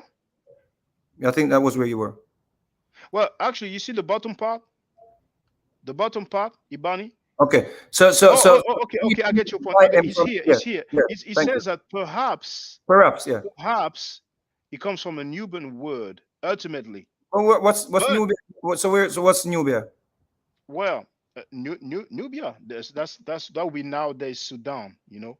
Okay. But what's for sure is that he wrote etymology from hebony, from EG dot, that's Egyptian. But you're trying to say this English word or this Greek word, if you may, is you can find it in hieroglyphics because African used to say ebony. That's ridiculous. Well, you can say it's ridiculous, but you are free to ask linguists because they are the experts. You're saying Africans were running around talking about ebony. No, hebony. Bro, we don't speak like that, bro. You know why we don't? You know why we don't speak like that as African? Because based on the climate in that era, I learned this from young Pharaoh. Brother, I would not quote young Pharaoh. Come on, brother. Let's not deal with semantics. Young Pharaoh is a brilliant mind, brother. He has his issue, and he's still a brother. He shot his baby mama. Bro, we have people in prison that we still learn from their teaching. Dwight York, all these great people. Anyway, he's not. I'm not getting to the semantics. Young Pharaoh is a brilliant mind, brother. Seti, Young Pharaoh, polite. Mm. These brothers are brilliant, bro. Yeah. Trust me. Well. They're brilliant. They're brilliant. They none of us are perfect. So let's get back to what we're saying. Well. Actually, polite has a Medu Nature name. Polite read. Yeah, from bro, the I have a Christian name. I don't believe in Christianity. Anyway. Okay, but he believes. I have a in Christian name. I do not believe in Christianity, bro. So let us not even pay attention. But polite believes that the Medu Nature has been deciphered. Cyrus said, if you don't mind, Cyrus said he's on tape with his debate with Nasi Yashufer. The question and answer, somebody asked him if he knows the Medu Nature. Cyrus said he replied, I know bits and pieces of it. Cyrus said he was taught by Dr. Ben, who was a Kemetic priest, and Dr. Ben is on tape reading from the Medu Nature. But go ahead, brother. Where was Dr. Ben reading from the Medu Nature? I'm going to show you right now. Okay. I have him on tape. So I'm going to put. So no, but what I'm saying, so before you get to that, so you're saying, and I just want this for the record because you're the one who has done the research, and I'm trying to just pick your brain on this because I'm on the side of Walter Williams. So you're saying Africans were running around saying Iboni. Well, they pronounce it Hebony. So we were running. Africans were saying Hebony. Well, I wouldn't say just Africans because that's a whole continent. But in Egypt, so those symbols, who use those symbols? The hieroglyphics. Who are the people who author those symbols? The inhabitants of Kemet or ancient Egypt. Okay, and where is that? Egypt. In Africa, right? In Africa, yes, it is. Right. So I'm asking you again. So Africans, according to you, were running around saying, we're saying ebony. Hebony. That is how Africans speak. Yes. It's not possible, brother. We don't speak like Africans do not speak like that. The only reason why we speak like that now, and we because we were brought into this. Do you speak an African language, brother? No, because I was taken out of Africa. I'm speaking English because this is what I was trained to do. Well, brother, this is what I grew up into. I grew up into English. I've been to Africa, brother, and countless times. I've been to Africa as well. I've been to Africa as well. Hold on. I've been to Africa countless times. Yes. And the reason why some Africans even speak like us today is because of the colonization. But they're Africans, you can hear how they speak based on the geographical location. You understand? That is the reason why our nose is so big and open. Because we have to take in more air to pronounce our words. You understand? So you can look up that scientifically. So we would not be saying ebony. That's how Europeans speak. Well, I wouldn't argue that. I was taken out of Africa as well. My parents were snatched from Africa and taken to the Caribbean. And ultimately, they were born in Haiti. So I took it upon myself to learn the Swahili. I wouldn't say I'm fluent in Swahili, but I know a little something. So here is the video of Dr. Ben reading from the Medu Nature. Let me just play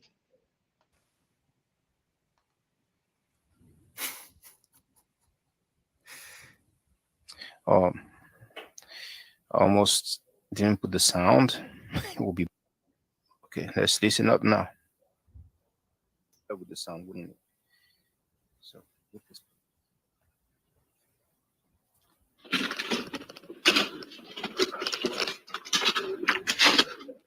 What is this? This is based upon a calendar. The ancient Egyptians, how they were able to put numbers. 2, 1, 2, 3, 10, 20, 21, 22, 23, 24. 24 again, 33, 32. I see.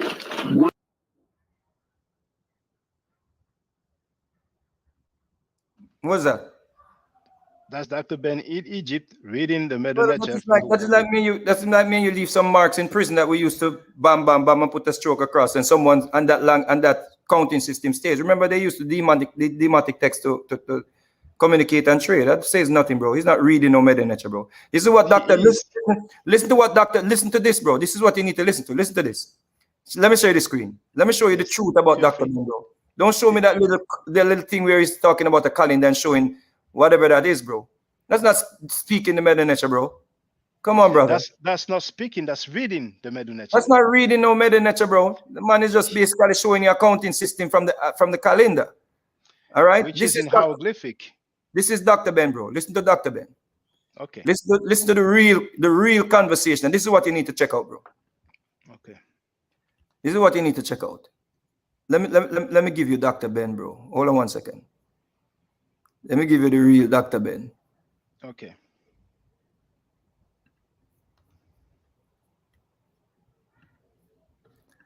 Look at this.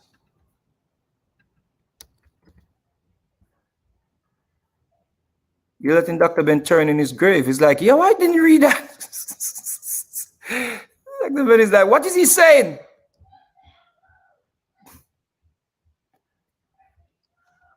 This internet is behaving poorly. It's okay. We have to. Do me a favor. Can you type in Dr. Ben Medinecha? Yes, I'm going to do that. All right, thanks. Type in Dr. Ben Medinecha.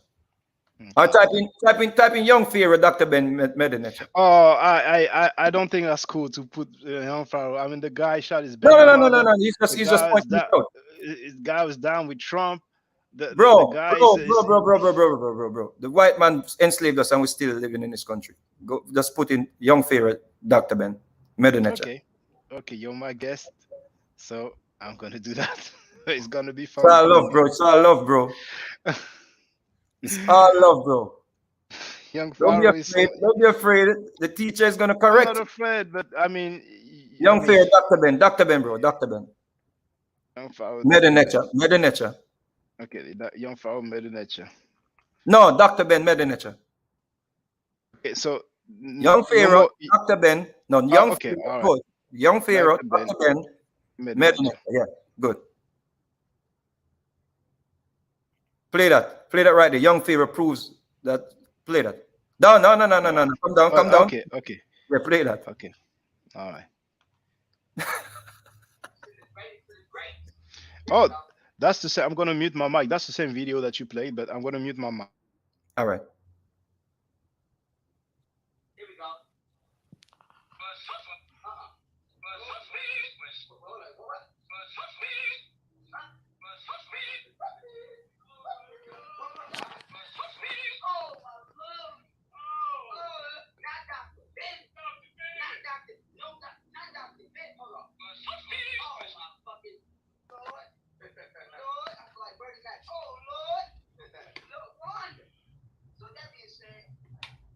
Let's see what Dr. Ben got to say. Let's see what Dr. Ben got to say about having Medinecha been deciphered. Here we go. This question is approximately 7 foreign languages, but I speak languages at a culture dialect, and then I read some languages that are, in fact, what they mean, then it means it could be read, but no one can speak it since that we don't have vowels for it. And a good one would be what. Stop right there, bro. Stop right there. Did you hear what he just said? Yes, he said. He said he can read some languages that are dead, but some languages that do not have vowels, he cannot read them. He said no one can speak it because there's no vowels. But there are vowels. You want me to play it back? Yeah, go back a little bit. All right. So your audience can hear. Yeah, go ahead. I speak languages at a culture dialect, and then I read some languages that are, in fact, what they mean, then it means it could be read, but no one can speak it since that we don't have vowels for it. And a good one would be what we call Medinecha. Some people go around saying that they speak in Medinecha. That's just what it is. You can't speak it because there's no vowel. The European added some vowel to try to, communicate with each other. And there are more than one such language. And there are many languages in which we have not, no one seems to have decoded yet along the Nile and elsewhere. All right. I'm familiar with that video. And Dr. Ben said we cannot speak it. He considered that people cannot speak it. It doesn't mean that Can't we speak it cannot because read it. there's no vowels, bro. He's saying Well, he's saying the but same thing brother, that Walter Williams said. But brother, I think what's happening. This is what happening. there Sorry are to vowels. cut you off. Hold on That's one second. Sorry to cut you off. Sorry to cut you off. no problem. Sorry to cut you off. But what I'm saying is, right? I think what's happening is you are looking at, because they say, oh, it's a dead language. You can't read it. He's saying you can't speak it because there's no vowel to give it the sound. Just like I said to you, what is KMT? You say Kemet. You have to add vowels to speak it. What is Netta, NTR? You have to have vowel to speak it. So he's saying these quote unquote people that claim that they deciphered it, they are liars. They deciphered nothing. They can't speak the language. It's a sacred language without vowels. Can't be spoken.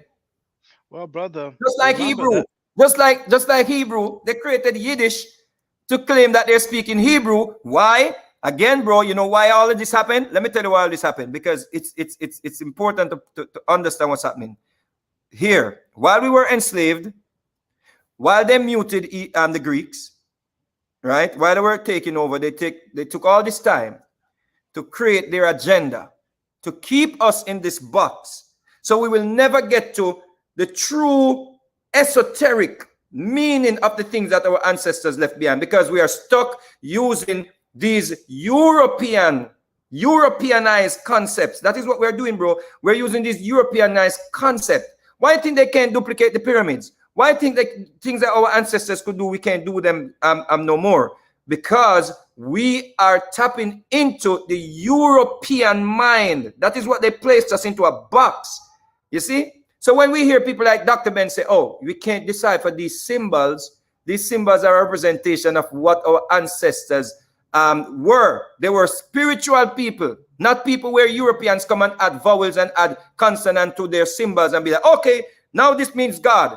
Why? Because it's still based on 6,000 years that their doctrine has been placed into, the 6,000 years window, right? This biblical narrative, this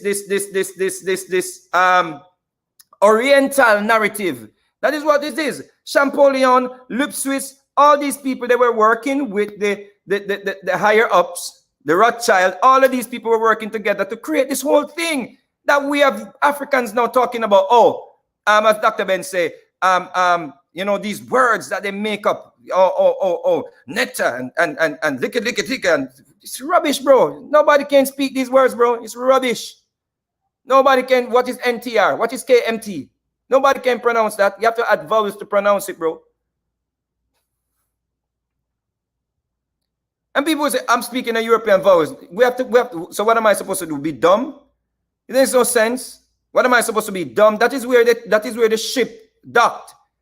The ship docked. We have to learn the language here. You acting as this person say, I'm speaking European language. What am I supposed to speak?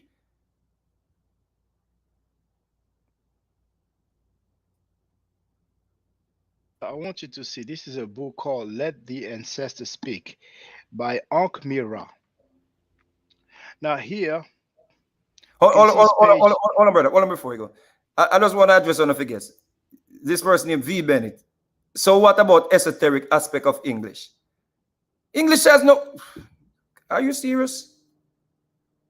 English is a language that has nothing to do with our tonal. If you understand what's going on, you don't understand what's going on, brother. English has nothing to do with our tonal. It's not no esoteric, nothing. It's exoteric. Look it up. Go ahead, bro. So here, this is the book called Let the Ancestors Speak. The author is called Ankh Mira. And we can clearly see that we have page 7 here. So this is page 6 and 7. And he wrote, the late great, that's the preface of the book, the late great Dr. Shekanta Diop, his brilliant colleague, Dr. Theophano Benga, Dr. Jacob Koruthus, Dr. I'm not a fan of Karenga, who plagiarized the Jewish holiday Hanukkah and who also tortured black women, but Dr. Molana Karenga, Sister Riketi Wimbi, which is now known as Riketi Amen, and Dr.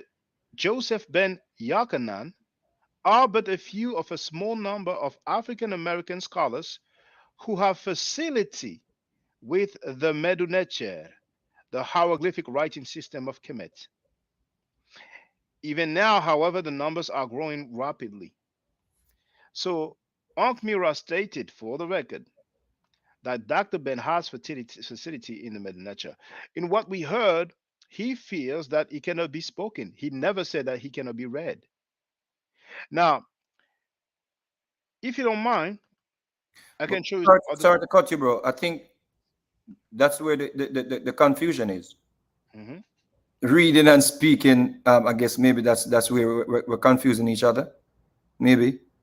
But it's different, isn't it? I think you would agree. For example, do you think that the cuneiform was not deciphered? Brother, no symbols. I don't care where it is. Why you think there are so many languages or symbols that they haven't deciphered yet? Why you think that's happening? Why you think some of the Mayan symbols are not deciphered? Well, what about the Arabic language then? Has it been deciphered? Brother, no symbols, no ancient symbols from the hieroglyphics or other principles. Yeah, you can apply phonetic alphabet too to create sounds, because you were not there to know what the people were saying, what they meant, what sound they were making. Well, brother, were you there when they created the letter A? I'm sorry, the letter A. In English, you say A. No, I was born and I started running around my house and I started saying ma, ma, ma. Why? Because I was born here. So they teach me to say ma. Or I heard everyone saying ma, ma, and pa. If I were from the Sentinelese tribe, I would not be saying ma and pa. I'll be saying something different. I'll be making sounds like the birds. I'll be making sounds like the bees. I'll be making sounds like the trees. That is it, bro. You can't go into the Sentinelese. If you go to the Sentinelese people now, how do you apply? You're gonna apply some phonetic alphabet to the sounds that they're making, because those people have not mixed with the Europeans. So they go have, to the they have mixed with the Europeans. The Greeks the were there. people. Come again? The Sentinelese people. Oh no, I don't know what that word is, but I thought you were talking about the Medu-Neter. The ancient Egyptians, they mixed with the Greeks. The Greeks were there. I'm giving you a broad side. I'm saying symbols. Yes. If you were not there when these symbols were used, it's just like Dr. Walter Williams said, right? Why we have these signs on the road when we're doing our driving test? It's to do something. Yes. It is telling us to do something. You see a hand, the police with his hand, and he's doing this. He's telling you to do something. If I place the hand of the police 2,000 years from now, you're going to come and put a letter to it and say, oh, it means something else. The police was doing something with the symbol.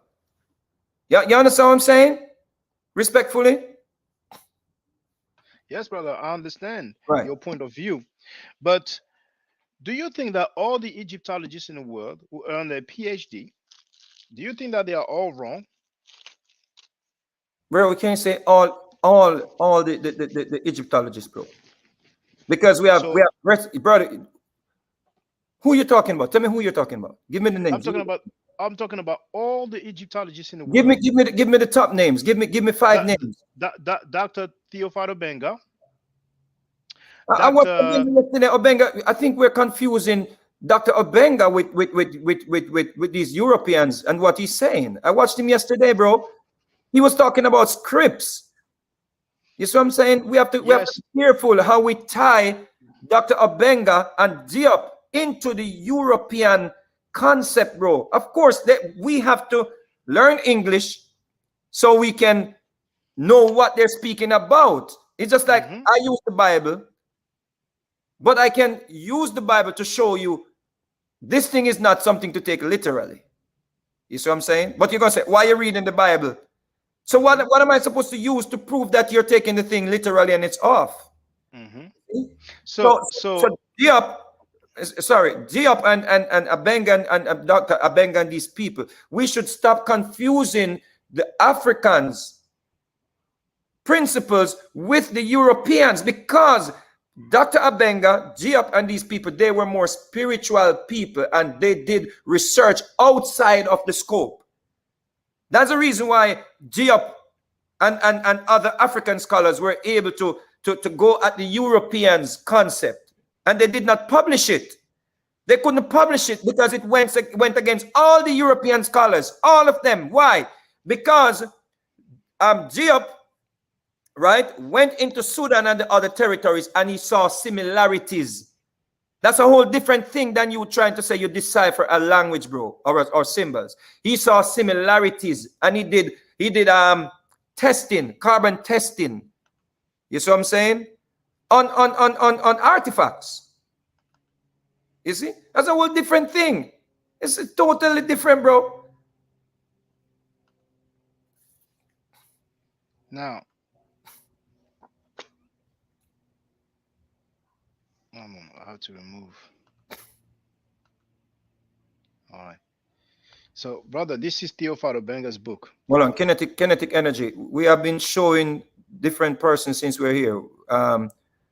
So for you to just come on the program and say we're just using Dr.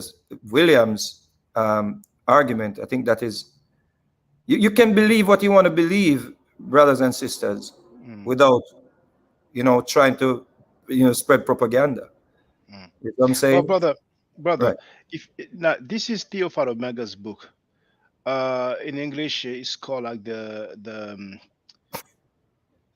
think it's the African philosophy of pharaonic period, or something to that effect. But that's the original written in French. Now, in that book, Dr. Theophilo Benga, you see, he has the hieroglyphic. And then, I lost my marker, so I had to find out where I left off, but I have some notes.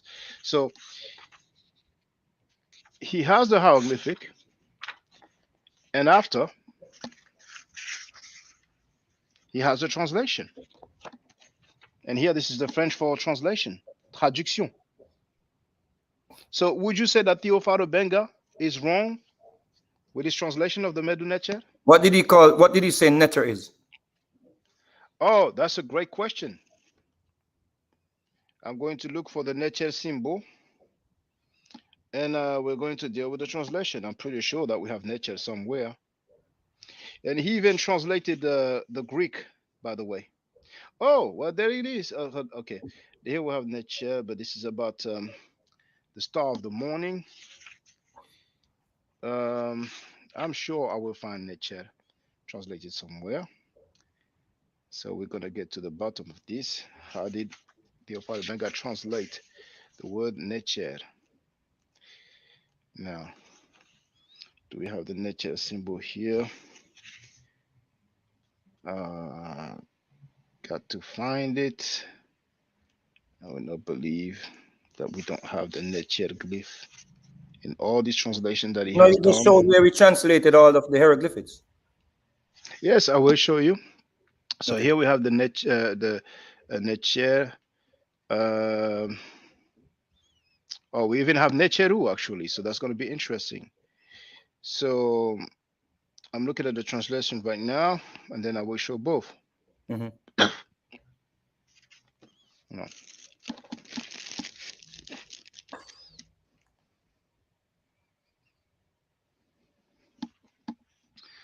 Now, that's the end. It's actually translated from the coffin text. Now,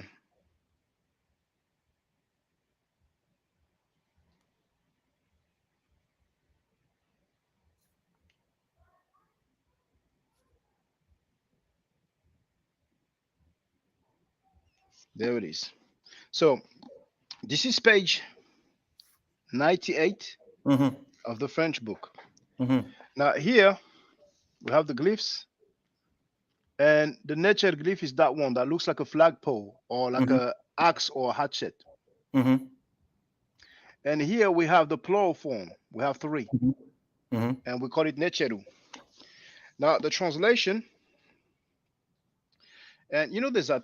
Okay, I don't want to be done with it, but there's a stuff that we can used to project from books, and later on, if he goes well in the support, then I get it, so I won't have to struggle the way I'm struggling No, now. man, you're good, man. You're good. But here, Yo, kinetic hold energy. on, hold on, hold on. Understand? Yeah, No, man, go don't worry, brother, because No, you're no, no, gonna no, be no, no, disturbed no, with no. the I'm yeah. enjoying this, man, because you have to Yeah. understand, I know you have a lot to lose in the kinetic energy because you have been studying this thing for maybe 20, 30 years. So you don't want to feel like your scholarship went in vain or going in vain. So I understand it's hard for you to come to grips with what Dr. Ben said, to come to grips with what Bresty said, to come to grips with what Walter Williams said, to come to grips with what Stephen Miller said. You see? It's going to be difficult for you to accept that because you're claiming that you speak a language, but you're speaking European, bro. That's just the truth. No, that's an African language, and as a matter of fact, here to answer your question, Go ahead, go ahead. now the three flagpole, Right. that's the plural of Netcher. One is Netcher, which means God. Three is Netcheru. The U is the mark of the plural, so it means gods. Now here, where I have this finger there, that's the transliteration Netcheru. We have the N, the T underline, the R, and the W. The W is the U sound, so that gives us Netcheru. But that's exoteric, bro. That's exoteric. Well, whether it's esoteric or not, If here it has, is a bro, but it has. Yeah, but hold on, please. If you please allow me to finish this, please, if you don't mind, brother. Okay. So here is the French word Dieu, Dieux. Everybody can type that on Google Translate. That's the French word for gods. So Dr. Theophile Benga translates brother, netter is a divine principle, brother. Netter is not. Netter does not translate to any deity. That's you're playing in the hands of the Orientalist. I'm telling you, bro. Well, Dr. Theophile Benga is not an Orientalist; he's an African, and he actually returned to Africa to teach. No, but he's playing in the hands of the Orientalist, right All there. right, so okay, so you have the right to disagree with Dr. Theophile Benga. So my question is, are you saying that Dr. Theophile Benga is wrong with his translation of the Meduneche? That is wrong. That is wrong. Okay. That does not mean God. Netter is not translated to God, bro. Well, what he has for temple? What he has for temple? Come again? What he has for temple? I'm not aware of him having a temple. No, what is his translation for temple? Oh, temple is Hutnecher. Netter. Yes, because the word for temple is actually domain of God. Just like, for example, the word for priest is Hemnecher. Hem means servant. So you agree that they used to bury people in the temples? Well, not necessarily in temples. They will have some sort of necropolis. They will have some sort of shrines. Many royals were buried in the Valley of the Kings. Now it's not sure if some kings were buried inside of pyramids. Maybe they were initially, and then because of the robbers, they decided to place them elsewhere. But yes, that's how I would answer your question. So Hemnecher is the word for priest. It literally means servant of God. I want to show you one more thing. Yes, feel free. From Stephen Miller. But that guy is not a scholar of Egyptology. He's not a scholar of linguistics. He's an archaeologist, and he learned from an Egyptologist. He's a student of an Egyptologist, brother. Well, if you don't mind, are you an Egyptologist? No, I am not. But I'm studying Egyptology at the university. Right. So how you so you're a student. You're a student. Likewise, he's a student. I'm a student. All right. And there's a brother who has credential in Egyptology. It's our brother Osai Kai. He's a habitual caller on Smash Rock. Where he earned a university degree in Egyptology, or certificate if people want to be specific. So he has credentials. Do you know who is Bresty? Yes, I've heard of him. Yes. Have you ever studied any of his work? Maybe not yet. No. It's funny you mentioned him because Bresty was an Egyptologist, wasn't he? This is Bresty. This is James Henry Breasty, right? Yes. So are we going to say his account cannot be validated because what? This is one of the greatest Egyptologists up there with he learned from Adolf. Adolf learned from Lupswitz This Lepsius. or Lepswitz. Excuse me. No problem. So Breasty debunked the Medinecha. Oh, can you show me that? Can you show me that, please?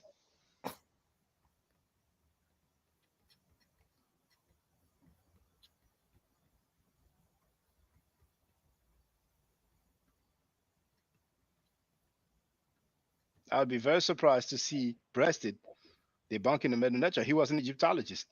And there's not a single Egyptologist that ever said that the Medinetra has not been deciphered. You're wrong, brother.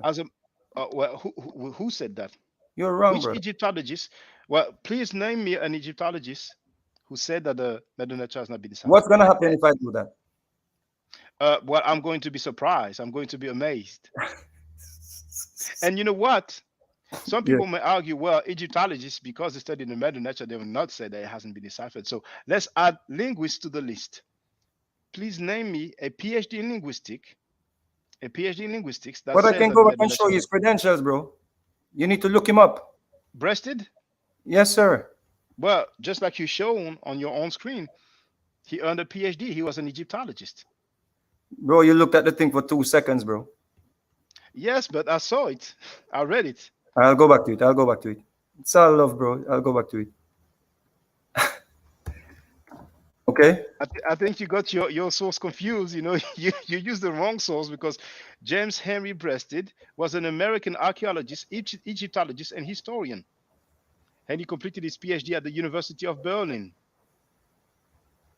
And he joined the faculty of the University of Chicago. So you're dealing with somebody that translated the Medinetra. What are you saying? I'm saying that James Henry Breasted read and translated the Medinetra, like all Egyptologists in the world. Can you see that?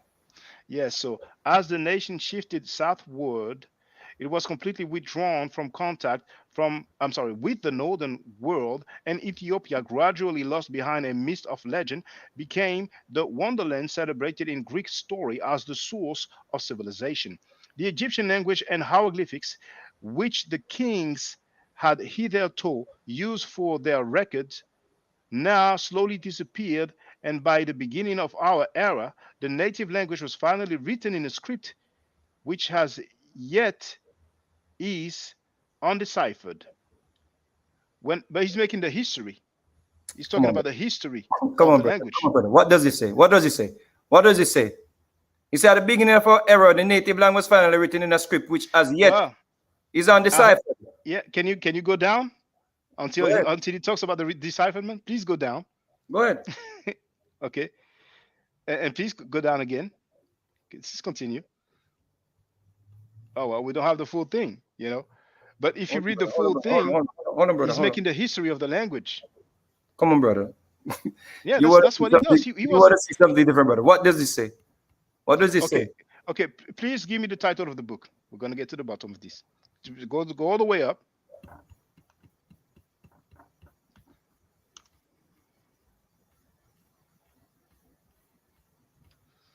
A history of ancient Egypt, of the ancient Egyptian.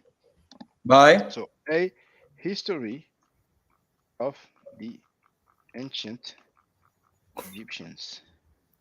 And who was talking about I'll look for it. I'm sure I will find it. Did you know that Champollion or Young did not see the Rosetta Stone? The Champollion has surely seen it. No, sir. Yes, he translated from it. He has brother. Yes. Brother. This is can you see this? Hold on, let me have a look. Yes. Okay.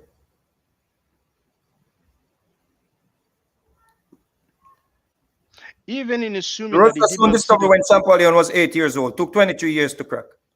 For the 200th anniversary of decipherment, here is how Champollion succeeded. Champollion never saw the Rosetta Stone in his life. Come on, brother. Well, if he didn't see the physical Rosetta Stone, You can't copy the Rosetta Stone. There are gonna be problems, bro. I can pull that up, but I'm just trying to say. I'm just trying. You can't copy the Rosetta Stone by wax or anything, because you're gonna mess up the symbols, bro.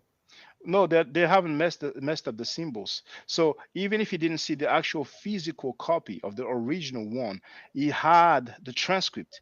It's Brother, like me arguing. What did they use to make the transcript? But they They use made pen. some copies. They quote unquote made some copies. So you come on, brother.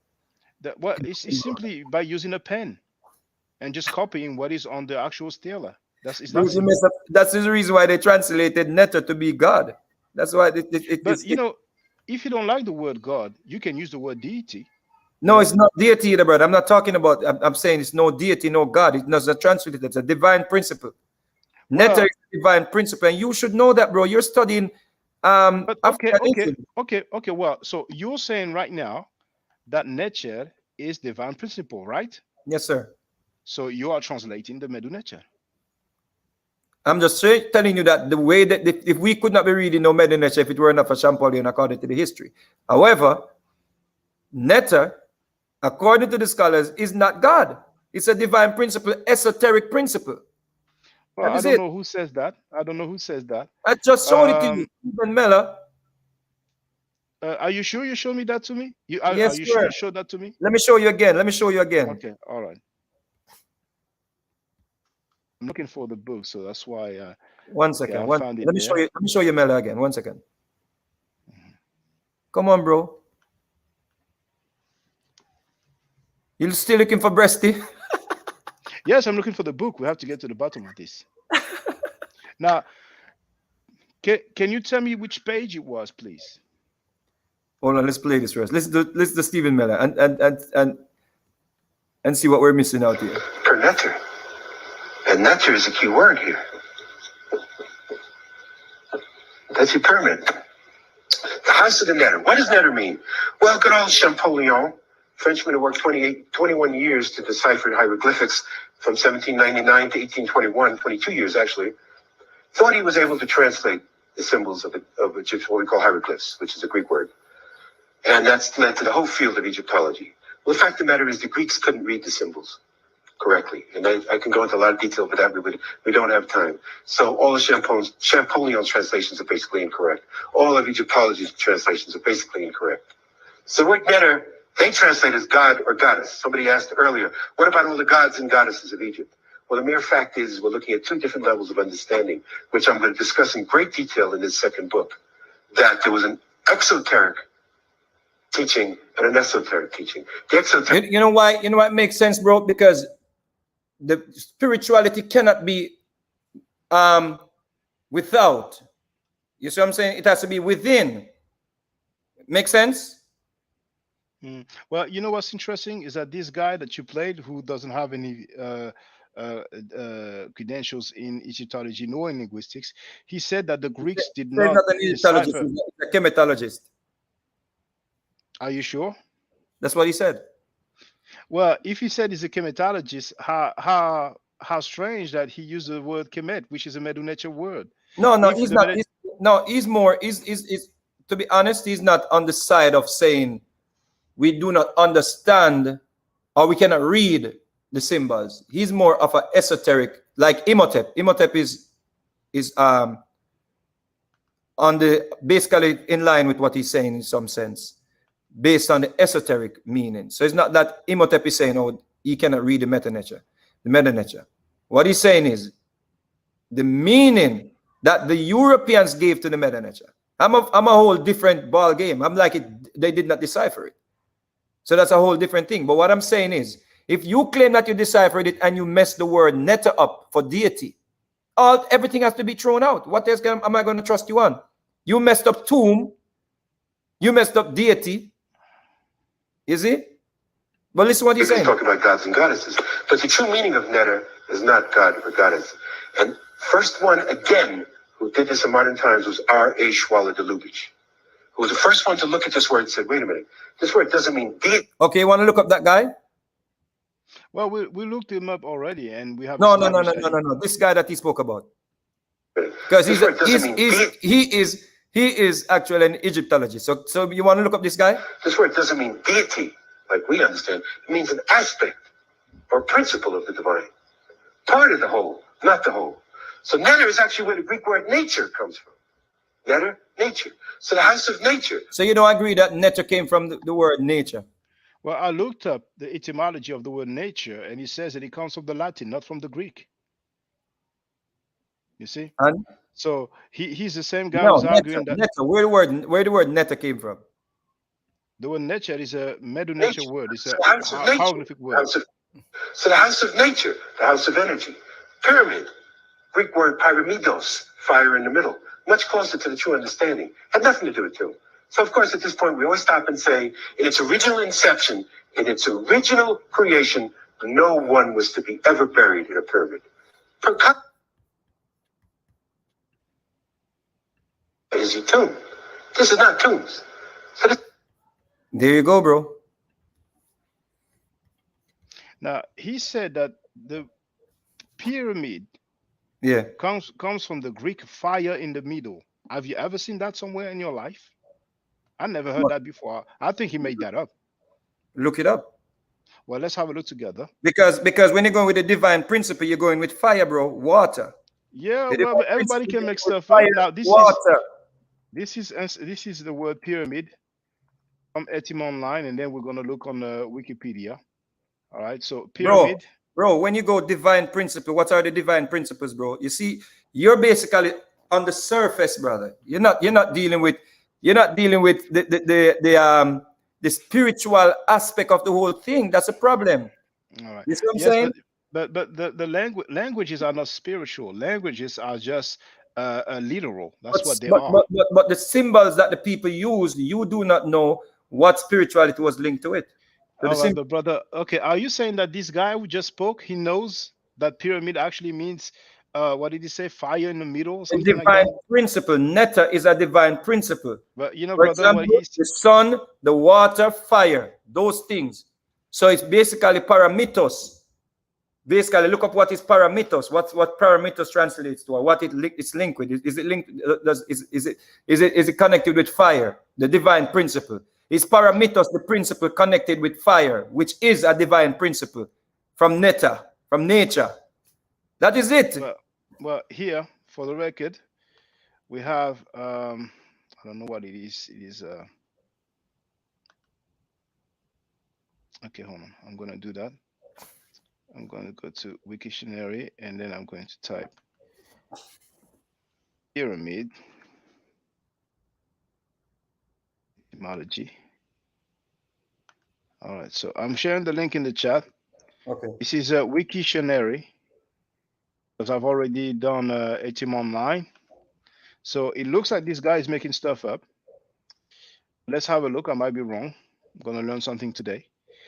Etymology of pyramid, it comes from the French pyramide, from the Old French pyramide, from Latin pyramis, pyramidis, from ancient Greek pyramis, possibly from puros, wheat, plus amao, reap, or from Egyptian per emus,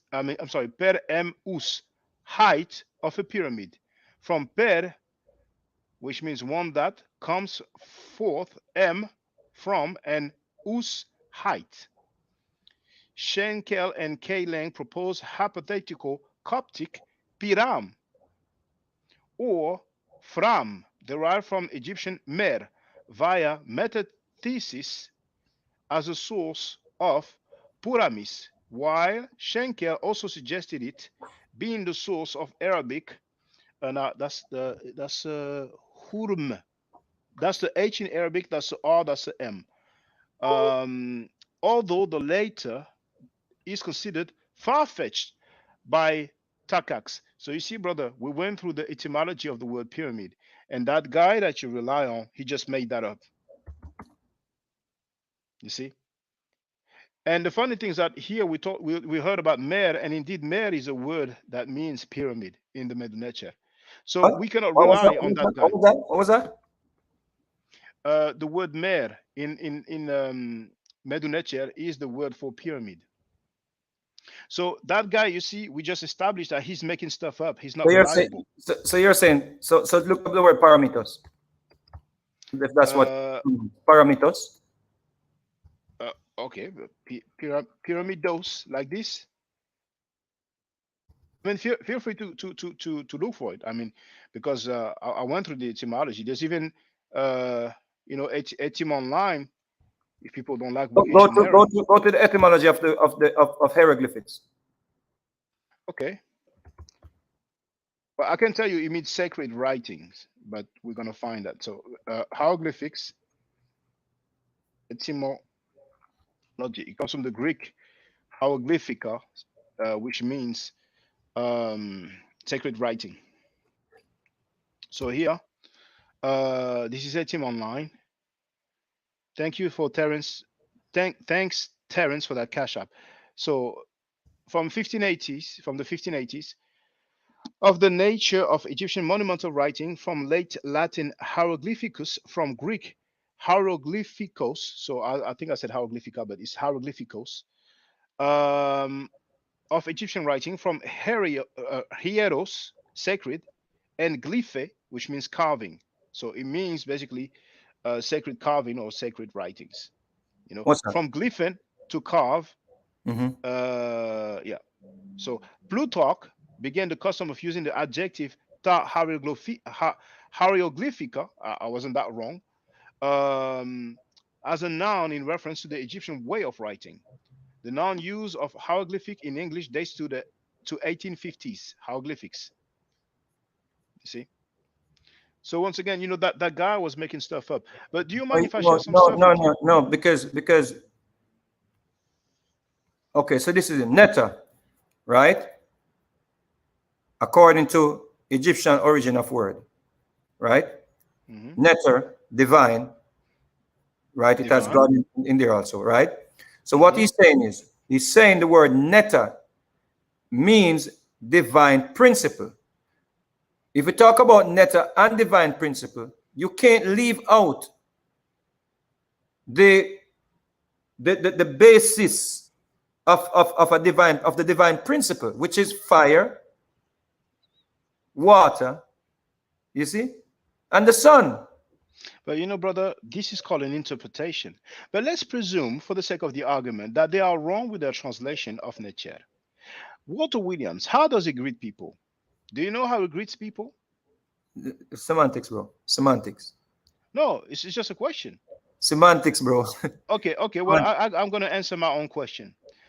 Walter Williams greets people by saying Ma'at Hotep. Those are two Medu Neter words. I greet by saying hello. Well, Walter Williams, it's just like people would say, I'm from Africa. Versus not Africa. There's no place from Africa. But the person you rely on with the argument that the Medu that's semantics, bro. That's semantics. It's just like someone would say Sanetta needs to change his name because he's agreeing with Walter Williams. It's semantics, bro. Well, all I'm trying to say is that Walter Williams, the same guy who claims that the Medu Neter has not been deciphered, greets people by saying Ma'at Hotep. If the Medu Neter has not been deciphered, then why does he say Ma'at Hotep as a greeting? Brother, it's a greeting, bro. What do you want him to say? And what does that greeting mean? What would you rather him say? Well, he can say anything he wants, but if somebody claims that the language has not been deciphered, why would he use that same language as a greeting? But should he use some symbols to greet them? They wouldn't understand him, bro. So if he's gonna greet people, if he doesn't want, if I do not want to use hello, yeah, to greet someone, and I choose to use a greetings from Africa, yeah, it's a way someone is going to understand me. To say a way that someone is going to understand you. So you're going to use that we understand. You are familiar with how I greet you when I greet you that way. How do you what want does me it to mean? see you? You want me to What see you? does You want me to see you and be and put up put up a put this up? I'll see what I say. That's it. I have to greet you the yeah, way you well, understand. no, but if you do that, you're not making any sound, which means that you're not speaking. Exactly. You're making my point. So I couldn't greet you like Okay, this. okay, So I would okay. greet So you he with chose. sounds that you're All right, familiar with. all right. So he chose Hotep. What does Hotep mean? Do you know? Hotep. Yes. He's just basically one of those African what do you call it, words, those Egyptian words, like All right. like Imhotep, which is the Well, African leader. he was a vizier, and he was an Egyptian. So indeed, he was an African, and the So language what is word is that? What word is that? What word is that? Hotep. Usually, we translate it as peace. But Can what mean word is it? What satisfy. word is it? What word is it? What word is it? It's What's the Medunecha. It's origin? hieroglyphic. It's hieroglyphic. But what is the Greek word?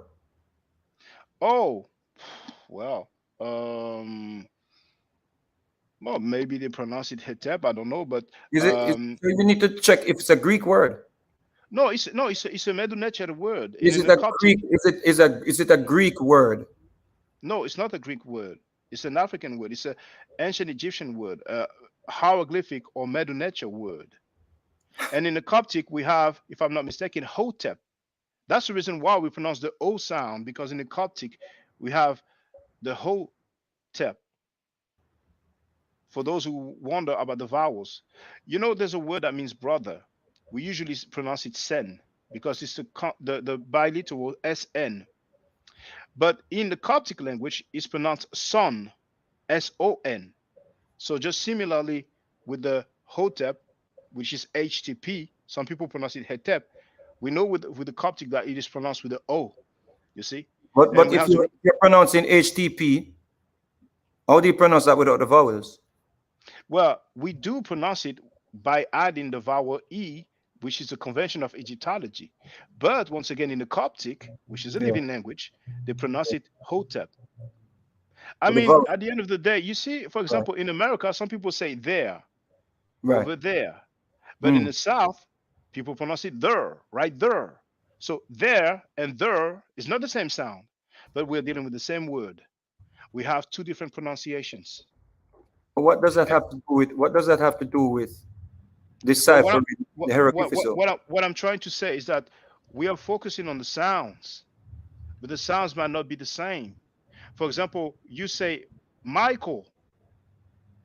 In French, we say Michael. Those are the same words, but they're not pronounced the same depending on the accent. And even in the same language, which is the English, two words are not pronounced the same, but In the meaning is the same. my view, once you apply any form of alphabet to symbols or consonants, it takes the meaning of or the origin of or the place where Hmm. you're using the vowels from. Hmm. So what But vowels do you add to Hotep? And where did you get the vowels from? Was this word used with vowels prior to? well, when you say vowels, you Yeah. are surely talking about the sound. But the word Exactly. Hotep does exist. I mean, I don't know if they have it on Wikipedia. I'm gonna have a quick look. Now, if I put Hotep, Etymology of Hotep. so let's see what they say. Hmm. So we're going on Wikipedia. So here, Hotep. So this is a transliteration, the HTP, also rendered Hetep, is an Egyptian word that roughly translates as to be satisfied, at peace, or to be at peace. The word also refers to an offering ritually presented to a deity or a dead person, hence, be pleased, be gracious, be at peace. It is rendered in hieroglyphs as an altar/offering table, which is a garden assigned its R4. The noun hetepu means peace, contentment. Davis, 2018, interprets the concept of Hotep or Hetep as the result of action in accord with Ma'at, the proper order of the universe. The so-called offering formula begins with Hotep Dinesu, an offering given by the king. Egyptian Hetep or Hotep becomes Coptic Hatp, Hotp, be content, and Hotp, be reconciled. So that word has survived through the Coptic, which is a living language. And he says Hotep as part of ancient Egyptian names such as Hotep Sechemwi. The two powers are at peace. The first ruler of Egypt's second dynasty. So even the second word that Walter Williams used is mentioned here, which is Ma'at. He uses Ma'at Hotep. And Ma'at usually translates as truth, justice, and all that good stuff. Yeah, but again, order. But again, it's just greetings, what you understand.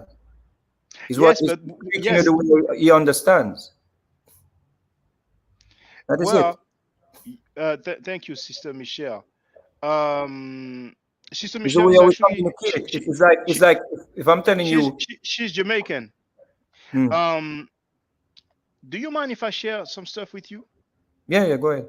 Thank you. So I'm going to share this. So we've seen that one earlier about Ibani.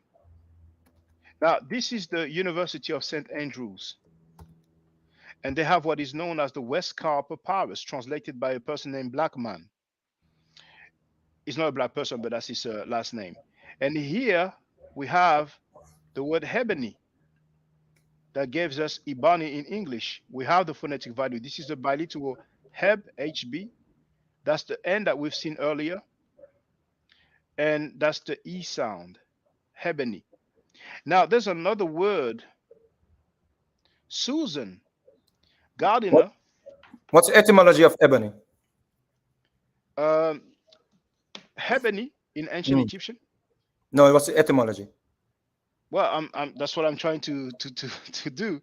Now, here once again in that book there, they tell us that the etymology of Ibani comes from the ancient Egyptian Hebony, which in Greek became Ebenos, and in English became Ibani. So the etymology of the word Ibani that we use in French and English, in French it is ebony. It comes from the ancient Egyptian language, from the hieroglyphic, from the Medu Neter. That word has survived. And it's not the only one. Here we have the given name Susan. And this is Alan Gardiner, author of Egyptian grammar. That's okay, the third revised edition. This is the etymology. Dark hardwood favored for carving, musical instrument, etc. The 1590s, perhaps an extended form of Middle English ebon. Yeah. Can you share the screen, please, so we can see together?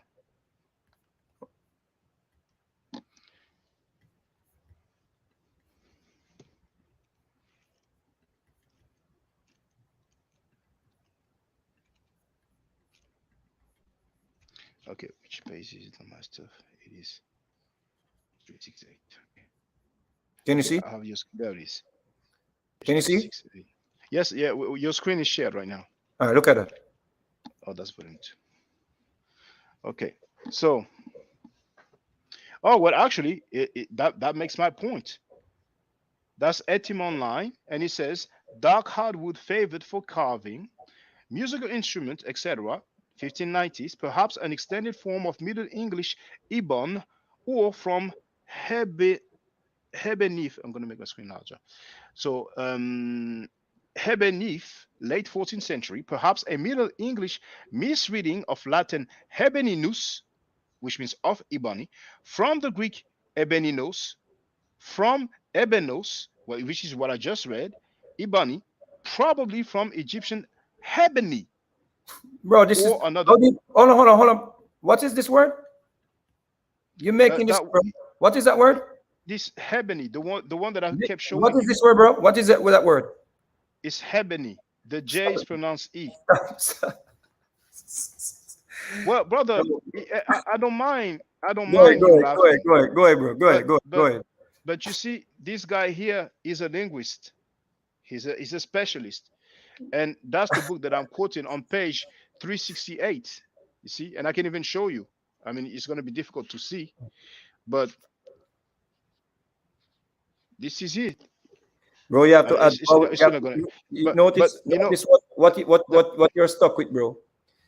Each time you come upon these consonants, you have to add vowels to pronounce them, bro, and then you link them back to Egypt. That is what you're doing. but brother, do you know any language that is pronounced without any vowels? Yes. Which one?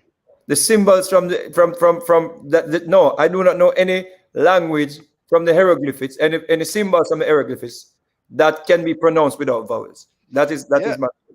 Yeah, well, all You are making the languages. point that the symbols from the hieroglyphics can be pronounced, but you have to add vowels. If you have to add whether Greek, whatever vowels you have to add, you're running into problems. Because Well, actually, I can apply English vowels to many words and make them up, to many letters and make them up. Well, I mean, I will show you a word where we don't add anything. Go ahead. Now it is dua. Dua What? means What? dua. It's pronounced dua. Dua? Now, yes, dua, just like you said So you it. did not know vowels to that? Well, Pronounce it. oo is a vowel sound. But Is a vowel sound. so what are those? Well, dua means thanks, and it also means praise. And we see the I'm position. not going with that, bro. You Well, have to you have the you have to add vowels no, to these. no, we don't have to add anything because you see this one here, the hand. We've seen that hand for Alexander, as per the Louvre Museum. That's guesstimation, bro. That's guesstimation. And the same person, it is not guess. the same person that claimed that they found this and found Ptolemy and found Cleopatra, the same persons translated Neter to be God when it's not. It means Well, divine principle. It means nature. Okay. But you know, between God and divine principle, there's not a big gap. They have chosen a different word. So other people use deity. Usually, when I give the middle lecture classes, I say deity because a lot of people have an issue with the word God. But this is the D sound. The. So you're saying deity, the word God and deity is similar to nature. No, what I'm saying is that deity is a synonym of the word God. They basically mean the same thing. Two different words that and mean nature too. Well, I'm not arguing that, but some people are arguing that. Right. So I'm saying to you, the persons that claim that they use these symbols to decipher the meta nature, they claim that neta means God. That's what I'm saying. Well, you know, the Greeks were there when the language was still spoken, so they knew what the meaning of nature was, and they translated nature as God in their language. No one spoke that language or used that language for a period of for over 2,000 years. No, right? Less than 2,000 years, and as a matter of fact, the language is still spoken to this day. It's called the Coptic language. But the Greeks were there when the language, the Medu Neter, was still spoken, so they heard. So let me ask you a question. So which Greek documented what the hieroglyphics meant? Apollo, for example, he did. What did he say? Well, I can show you. So Apollo deciphered the Medu Neter? The Medu Neter? I wouldn't say he deciphered it, but he was familiar with it. Did he decipher the Medu Neter? Because it would be he would have gotten the credit. Well, okay, let's deal with the Rosetta Stone. That document exists. It is in the British Museum, London, but England. no one deciphered the Rosetta Stone, bro. It's all made up. My brother, you have to be careful what you're saying because no one deciphered the Rosetta. No one deciphered the Rosetta Stone. No one. Well, brother, I'm trying to help you to not appear as pseudo. I don't want people to think that you are pseudo because how is it pseudo when you're applying consonant to symbols and vowels to symbols and claiming that it means what you're saying it means? How is it pseudo? It is pseudo for you to pick out of the hieroglyphic the word netta and says it means God. That is Suda, bro. That is this whole Suda talk. As soon as, listen, it's a problem. This is a problem with the conscious community.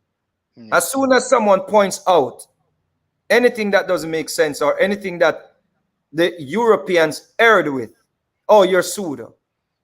But yet still you're applying vowels and consonant, phonetical letters to phonetical alphabetical system to symbols. How do you do that? How do you know what the man was? How do you know what the head's the representation of the head? You see a head. Oh, it's an A, or a crow. It's an A, or it's a B, or it's a C. A crow. Why did you call it a crow? Why do you call it a raven? Because it go ah. Well, brother, it's not just the animal itself and the sound it may make. The Greeks were there. For example, I've started learning Arabic a while ago. You're talking about pseudo. Where is the evidence that the Greek deciphered? Where is it? Where is the document? Hear me out, brother. No, hold on. I didn't say you were pseudo. No, you I went just want you to understand. I hold didn't say you were hold pseudo. on. I said I'm trying to make sure. Do not give me the Greek word there. The Greek has nothing to do with the Rosetta Stone, bro. Well, they didn't decipher the Rosetta Stone. A French guy who has never seen the Rosetta Stone. He has seen the writing. He has seen the writing of the Rosetta Stone. But please, brother, understand that I never said that you are pseudo. I want you to understand that I said I'm trying to make sure that you are not labeled pseudo, that you don't appear to be pseudo. That's what I said. No, brother. I would be falling into great company. Dr. Ben, Walter Williams, Breasty. Well, Breasty never said that the hieroglyphic hasn't been translated. As a matter of fact, I'm glad you're saying that. Walter Williams, to my knowledge, is the only, if you label him a scholar, the only scholar who says that the Meta-Nature has not been deciphered. Brother, you just listen to Dr. Ben said it, bro. No, Dr. Ben had an issue with speaking. Brother, you just reading. You just listen to Dr. Ben said it, bro. Stop it, bro. You just hear Dr. Ben said it, bro.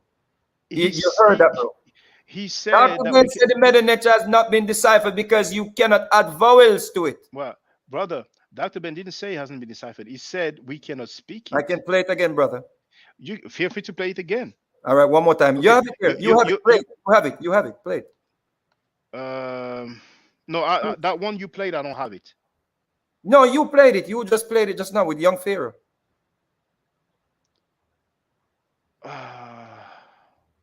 Oh yeah, true. I have it. Yeah. Okay, let's listen to it.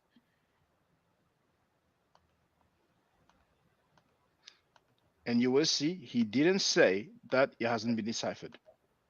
His issue was with speaking it, not reading it, because I played him reading it. Go ahead, bro. Go ahead, bro. There are more than one such language. No, rewind. We have not tried to since that we don't have vowels. Rewind. Here we go. Go. That's it. At a concert dialect, and then I read some languages that are, in fact, what they mean. Then it means it could be read, but no one can speak it since that we don't have vowels for it. That's it, right there. Stop right there, bro. No one can speak it because we do not have vowels for it. One example is the Meta-Nature. That's what Dr. Ben said. Well, he talked about some dialects that he knows that are considered. Brother, listen what he's saying. Those dialects that he's speaking about, they have vowels. We don't know what dialects he's speaking about.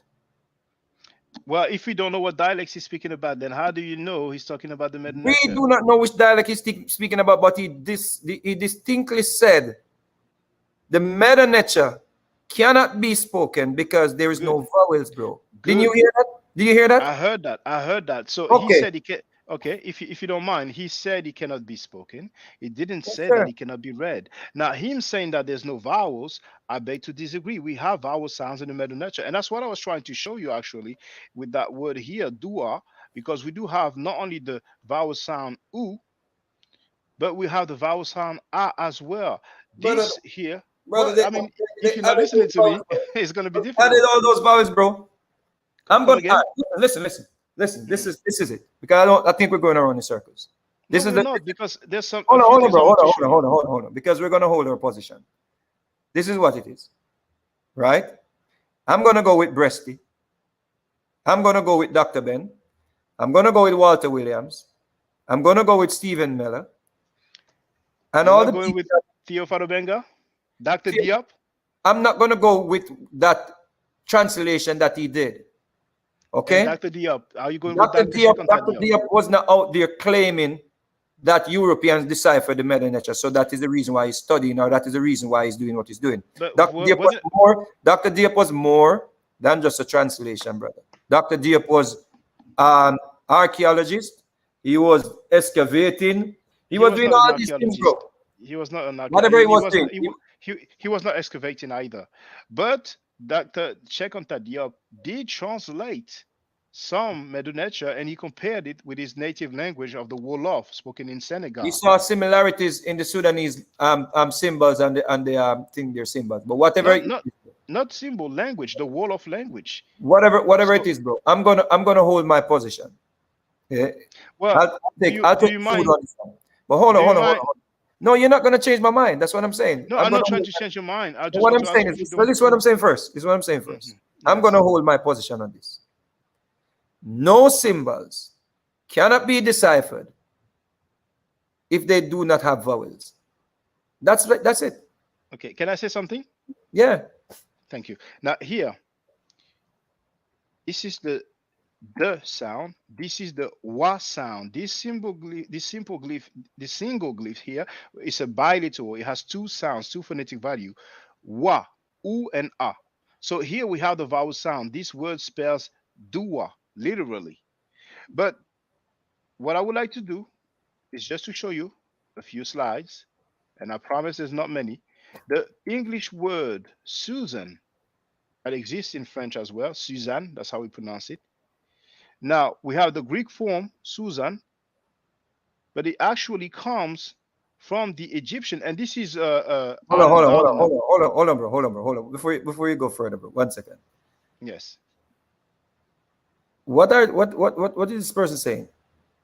So the clip that was played before I switched it up. I didn't switch up anything. What are you listening to, Sanjay? Oh, are you being biased like because you're trying to prove something? I didn't change up what Dr. Ben said. What are you talking about? I know it's gonna be some amount of cognitive dissonance in the chat. Okay. Well, so what my point? Hold on, brother. Because I don't think this is going anywhere. Right? V. Bennett, I do not have to accept what Shaka is saying. You want me to accept what he's saying. I do not have to accept that. If you want to accept what he's saying, go ahead. I'm going to accept what Dr. Ben just said, what Walter Williams said, what all the other scholars that stood with Walter Williams said. And to my people in the chat, no one can put any form of vowels and consonant to sounds or to symbols, excuse me, and claim that, oh, that's the sound that the ancestors wanted it to make. That's my point. That's what I'm going to stand with. Keep teaching these people what you're teaching them, bro. I'm out. Big up yourself. Give them the reasoning. Hold on, brother. Big up. Hold on, brother. Hold on, brother. Hold on, brother. Hold on. Yes. Hold on, brother. Big up yourself. Give thanks to the reason. We just having a nice discourse, but it's not everyone can do that. They're going to tell me what to accept and what not to accept. They can't tell you that. I agree. They cannot tell you what you big up yourself, bro. Keep teaching. Who want to learn? Give thanks to the reasoning. Big up yourself. Dr. Ben for life. Thank you for coming. Big up, Thank you very much, brother, Mr. Vegas. I appreciate the build, and we spoke for a long time. So, brothers and sisters, it was lovely. Like I said from the beginning, I didn't expect him to change his mind. I wish I could have shared the rest of the slides, but I will go through them maybe when if he has a little bit of time, he will have a look. I was actually about to put that message from our brother Jason Edwards, and I was about to ask him if he knows the etymology of the word Egypt, because even the English word Egypt comes from the Medu Neter. But let me go through the slides real quick. I've shared some of it before. The name Susan comes from the Medu Neter.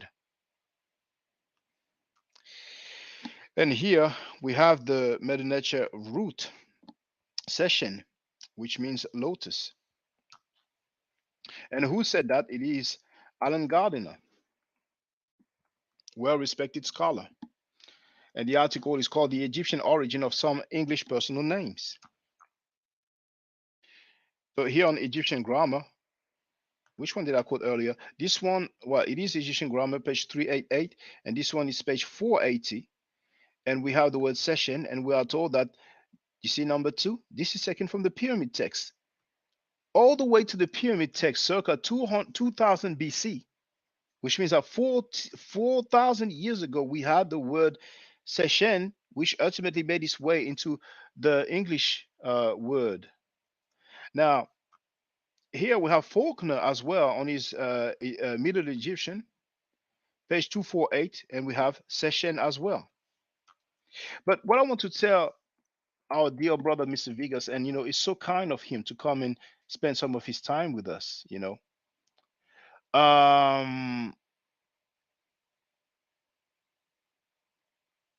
should we consider that all the Egyptologists in the world are wrong? And at one point, he said that nobody translated the Rosetta Stone. Now, even if Champollion didn't see the physical original, there are plenty of copies. People have copied it. But I was about to tell him, well, now I'm not going to say find an Egyptologist or a linguist, but I was going to say find a historian, period, or even a PhD, period, regardless of the field. But I guess it's better to say a historian, because we might have some mathematicians who feel like, well, I feel like he hasn't been deciphered, but any historian. But then again, let's say any PhD, find any PhD that says that nobody translated the Rosetta Stone. This is an internationally known fact. And even if the Rosetta Stone was not translated, other texts have been translated. But anyway, this is Middle Egyptian by James P. Allen, PhD. And on page 484, we have the lotus. And you see, now here we have another form, which is Ze Shesheni, but we see the same root, and it means lotus.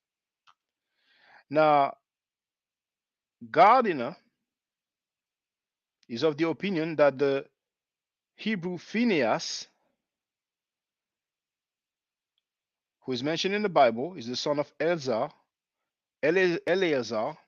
He is actually, Gardiner is of the opinion that it derives from the Egyptian Panehisi, which means the Nubian. So this is page 182 of this article, the Egyptian origin of some English personal names. Now here we have this book there by Leslie and Roy Atkins called The Keys of Egypt. And here we can see the cartouche for Ptolemy, which in Greek is Ptolemaios. I'm sorry, Ptolemaios. So here we have the hieroglyphic symbols. Here we had Thomas Young's values, and we have the correct values. So Thomas Young was not 100% correct, but we could say it was like 90 to 95% correct. Here from the same book, but this time a different page. This was page 153. Here on page 173, what time is it? It is midnight. If I open the line, I'm not going to go to bed before that 2 or 3. So here we have Ptolemy's written in hieroglyphic, and here we have Cleopatra. So it will have to be such a coincidence for whoever wrote to happen to spell out the name Ptolemy, the name Cleopatra, and also, like we have seen, the name Alexander. It would have to be the heck of a coincidence. Can you imagine somebody is taking some symbols that he doesn't know about? It's like me. I don't know the Arabic, but I'm writing names of rulers in Arabic. And some people claim that the Arabic has not been deciphered. at the time when I wrote it. But anyway, we have some other name as well, autocrator, and then we have Caesar. Now here it doesn't exactly spell Caesar because people who learn the Middle Nature know that the handle with the cup is the k sound, but we have Kiseres actually, because during the time of the Greek/Roman, the lion would be the L sound. No L sound initially in the Middle Nature. And here there was no page number, but it's from that same book. There's no page number because this is the beginning, it's the list of illustrations. So it says different types of Egyptian writing. Here we have the Middle Nature, here we have the hieratic, here we have the Demotic, and here we have the Coptic. And what does this say here? Different types of Egyptian writing. The Coptic is a script. I'm sorry, is a language written with the Greek script, including 7 letters that are not Greek, but the language is the ancient Egyptian. It's one form of the ancient Egyptian. And remember, the classical Arabic, people don't speak it today, but the classical Arabic is still Arabic. Now, private chat, who is it?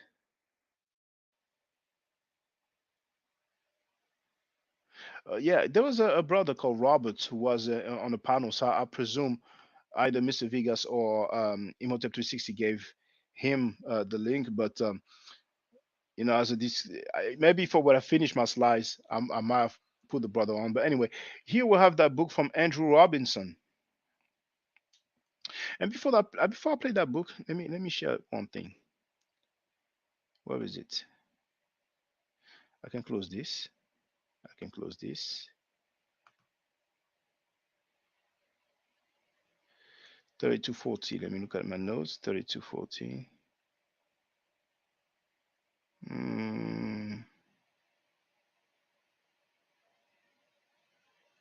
Well, I could play some stuff, but what's the point? What's the point? But for the record, you have this video here, uploaded on the YouTube channel of the British Museum. More specifically, British Museum events. I'm sharing it in the chat.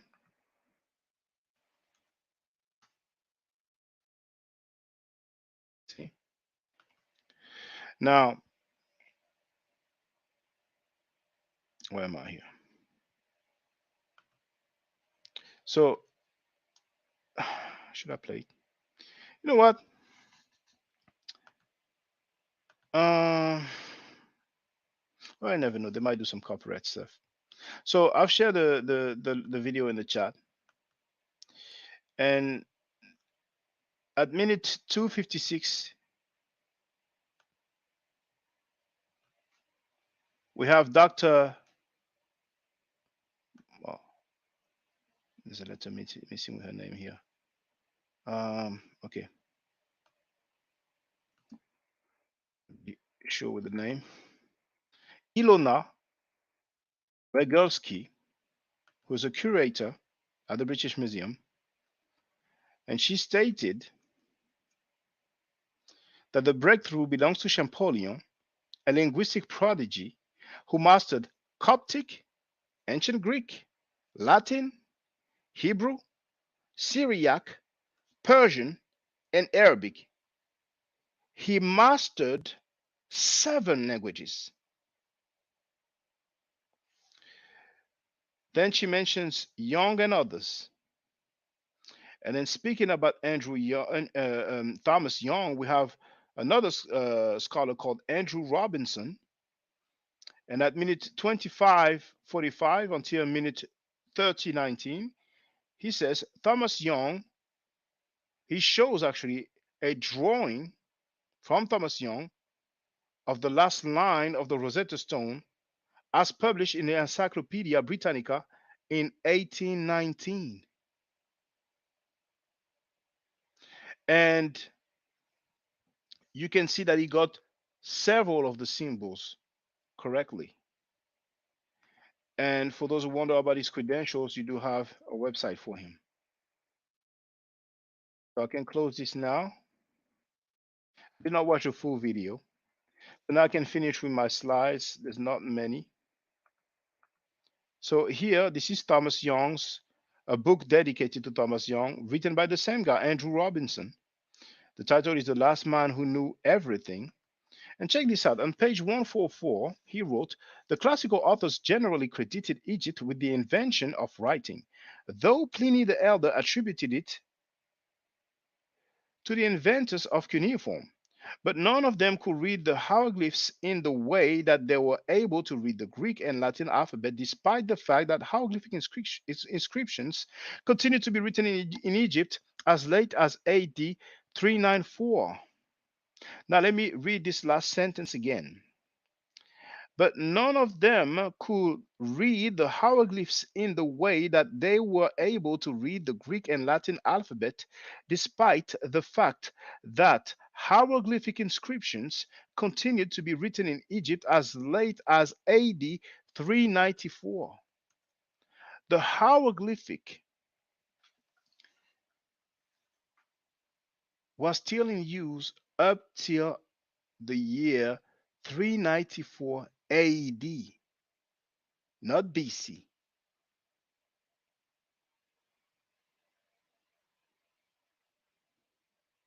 A lot of people just don't know that. Now, that was the last one for me. But I'm going to share a link to Wikipedia and we're going to have a look together. This is the entry of Egyptian hieroglyphs. And this is the part late survival.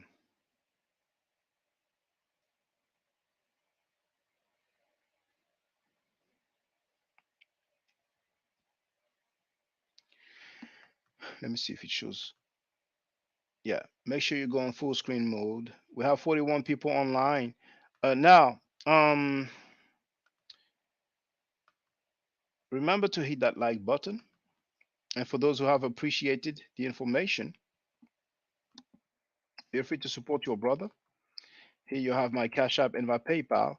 And whoever wants to learn the MediNet, I'm giving classes. So you have my email address. Feel free to contact me and just give me your availabilities, the days and the time slots where you will be available. And then we will see if we can come to something that suits both of us. But you do have the super sticker and the super chat. So, feel free to make a contribution because it takes a lot of time. It is actually past midnight and I work tomorrow morning. Well, this morning, I do the 9 to 5. But that being said, hieroglyphs continued to be used under Persian rule, intermittent in the 6th and 5th centuries BCE, and after Alexander the Great's conquest of Egypt.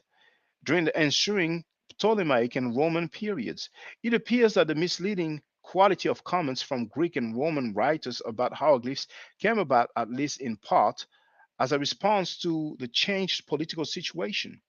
Some believe that hieroglyphs may have functioned as a way to distinguish the true Egyptians, not but as a way to distinguish true Egyptians from some of the foreign conquerors.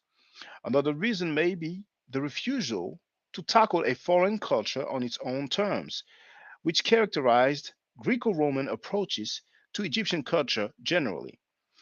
Having learned that hieroglyphs were sacred writing, Greco-Roman authors imagined the complex but rational system as an allegorical, even magical system transmitting secret, mystical knowledge.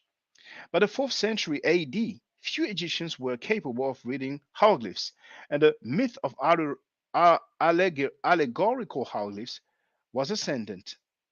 Monumental use of hieroglyphs ceased after the closing of all non-Christian temples in 391 under the Roman Emperor Theodosius I.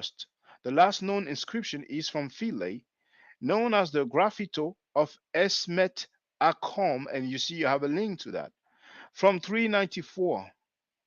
Then it says, the Hieroglyphica of Horapollo, and you have an article also about him, circa 5th century, appears to retain some genuine knowledge about the writing system. It offers an explanation of close to 200 signs, Some are identified correctly, such as the goose, hieroglyphic za, which is really sa, the Z sound, the Z sound ultimately became the S sound, just like we see with the lock or the boat. But anyway, representing the word for son, S-O-N. And then he says, half a dozen demotic glyphs are still in use, added to the Greek alphabet when writing Coptic. So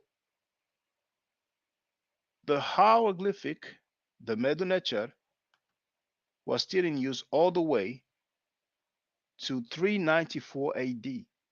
So it hasn't been 2,000 years that the Medu Neter has not been spoken. And besides, the Medu Neter survives through the Coptic. So what I propose is a fair bit of comments, but I like going through the comments. So I'm going to play a little song so I can, get something to drink, and I will go through the comments. I didn't see any super chat. I didn't receive any cash app, but I don't complain. It is what it is. Thank you for being there. And thank you once again to brother Mr. Vegas. Thank you once again to brother Imhotep 360. I love the conversation. I knew from the get-go that we were not sharing the same views. So it was all good that we were able to talk about it, Many people think the same way, So I'll be back with you shortly, brothers and sisters. Where is it? There it is. You know what I'm saying? Not everybody has to be Kemetic. It's a matter of choice, Hey, I want to jump in right here. Yeah, feel free, brother. Okay, I want to jump in and just say something about you, Shaka, that I noticed, and I'm quite sure everybody else noticed it too. The way that they kind of bounce off of you. That's a good way to put it. Almost kind of shy away. Want to keep you quiet to a certain degree, especially after you told me about, well, not just me, all of us, of listening to you, how maybe they had you in the back, waiting for 40 minutes before you can make a comment, putting you off certain people's stages where they have their show, putting you off 2 and 3 times. I heard that said. That tells me something about an individual, and that'll make me take notice of them anyway and examine them to see what is it about them that they don't want to be bothered with. There's some stuff went on last night on Smash Show, and it's the dude called Waza. I'm quite sure they know him better than me, but Waza, he's kind of a comical fella, and but he got some smarts to him, but he don't know when to make his comment and then step back and wait, and just listen some for a while. He wants to get in there and just rough and tough it out and don't want to listen to somebody else. And that I'm not saying you that way now, but I was just looking at Waza last night, and they had to put him in the back or just put him off the show or whatever, because he just kept jumping in there too much, and people would be trying to talk and he just interject and walk all on people and just get in the conversation and maybe even be talking about something else instead of what the subject was. But back to you, Shaka, you're similar to Waza to a certain degree, and I think we all have to have some aggressiveness to us. We have to be aggressive when the time is right. Don't get me wrong. But it's time, at certain times, we have to be humble and we have to stand back and listen. And like I do, and I've always been that way. When you see somebody quiet, this is something I learned over the years. When you see them quiet, they're either just out the loop completely, or they are a type of individual trying to see what's going on. And that's how I am. I do, and I can speak when the time is right, especially when I feel like it's necessary. And especially at my time and age now, I'm more the type to keep you in line or maybe keep you directed right. And I think that's the elder's job. Of course, the elders should have more intelligent and just more knowledge on things than the youngsters coming up, because I used to have them tell me back in the day, man, where you going already? And I'm been there. You know, I used to think about that until I figured it out. And and these elders, they've been through stuff that you're getting ready to go through. And I don't know about all of the knowledge that you got, Shaka, but you ain't just talking the talk. You're talking something that makes sense if it's talking about a subject or an individual that might be, like you say, buck dancing or, backing up, trying to two-step or side-step, or however anybody that understands this want to see it. You'll bring it right out to light. And that's a good thing, especially when you teaching the people wrong and you're not bringing them the truth. All this, dancing around in circles and stuff. You can't get a hold and a grip on things when you got people doing that. And when it's somebody doing that, you have to bring them to the forefront and say, you got to confront them. Hey, man. All right, I'm back. So there's another video that I just shared in the chat. It's Dave Chappelle in Ghana.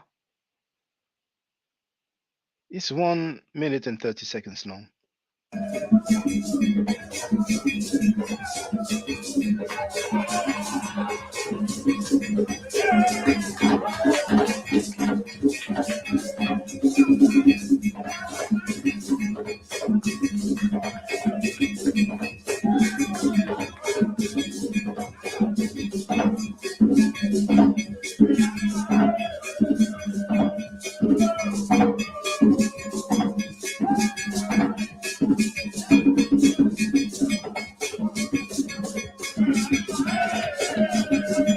He's with it.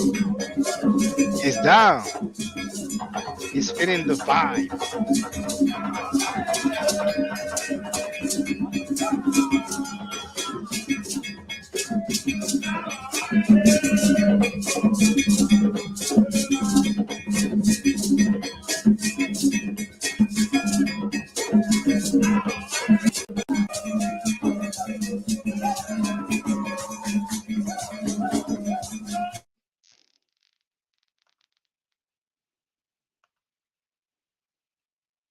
Oh, I have my Nature learner who sent me a PayPal. Thank you very much, sister. Comedic cohesion. Thank you. Now I'm going to go through the chat now. So trying to go to the top. There's so many messages. So it's a bit difficult to go to the top. Dang. There's so many messages. It's going to take me some time.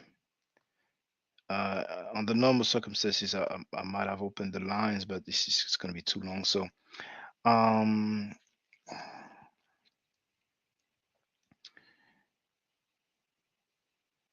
Wolof. So, okay. So,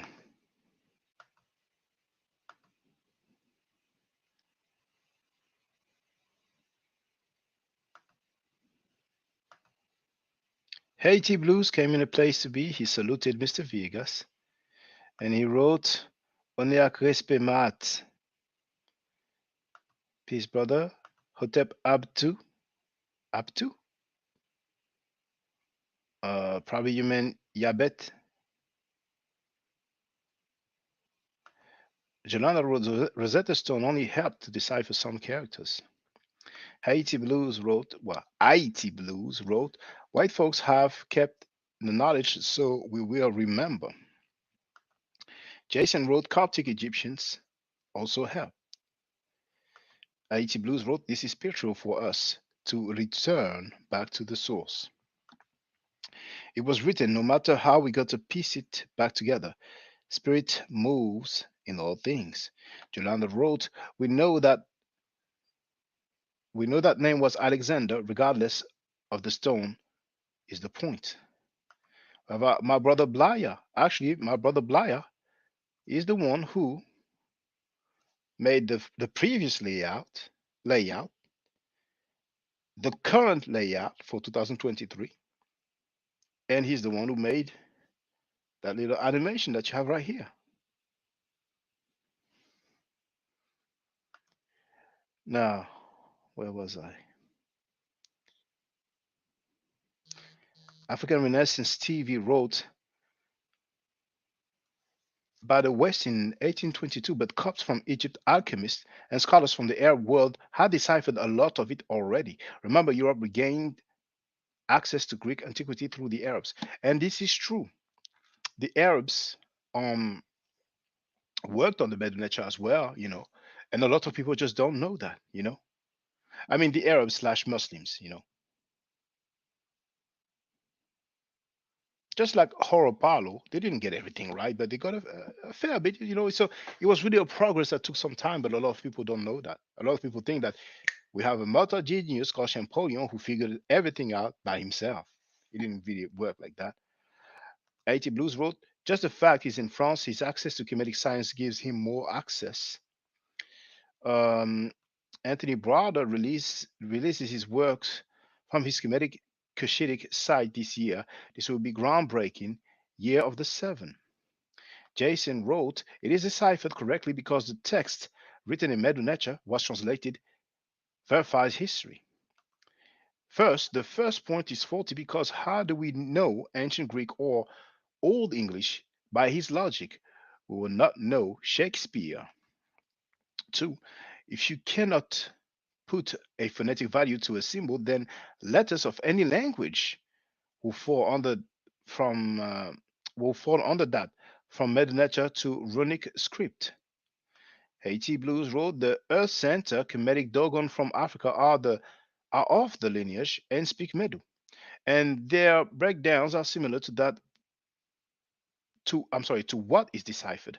The spiritual systems and stories are principles. And principles aligned to. I'm a bit tired. Forgive me, brothers and sisters. It's 27 past midnight. So, um, Jason wrote three. You have 26 letters, but have words which are those 26 combined. So that point is also faulty. Jason wrote the sound you make to go with the sign like haha will be, and that's a smiley. You know what I mean. We know the name of the vulture in Egyptian and other African languages.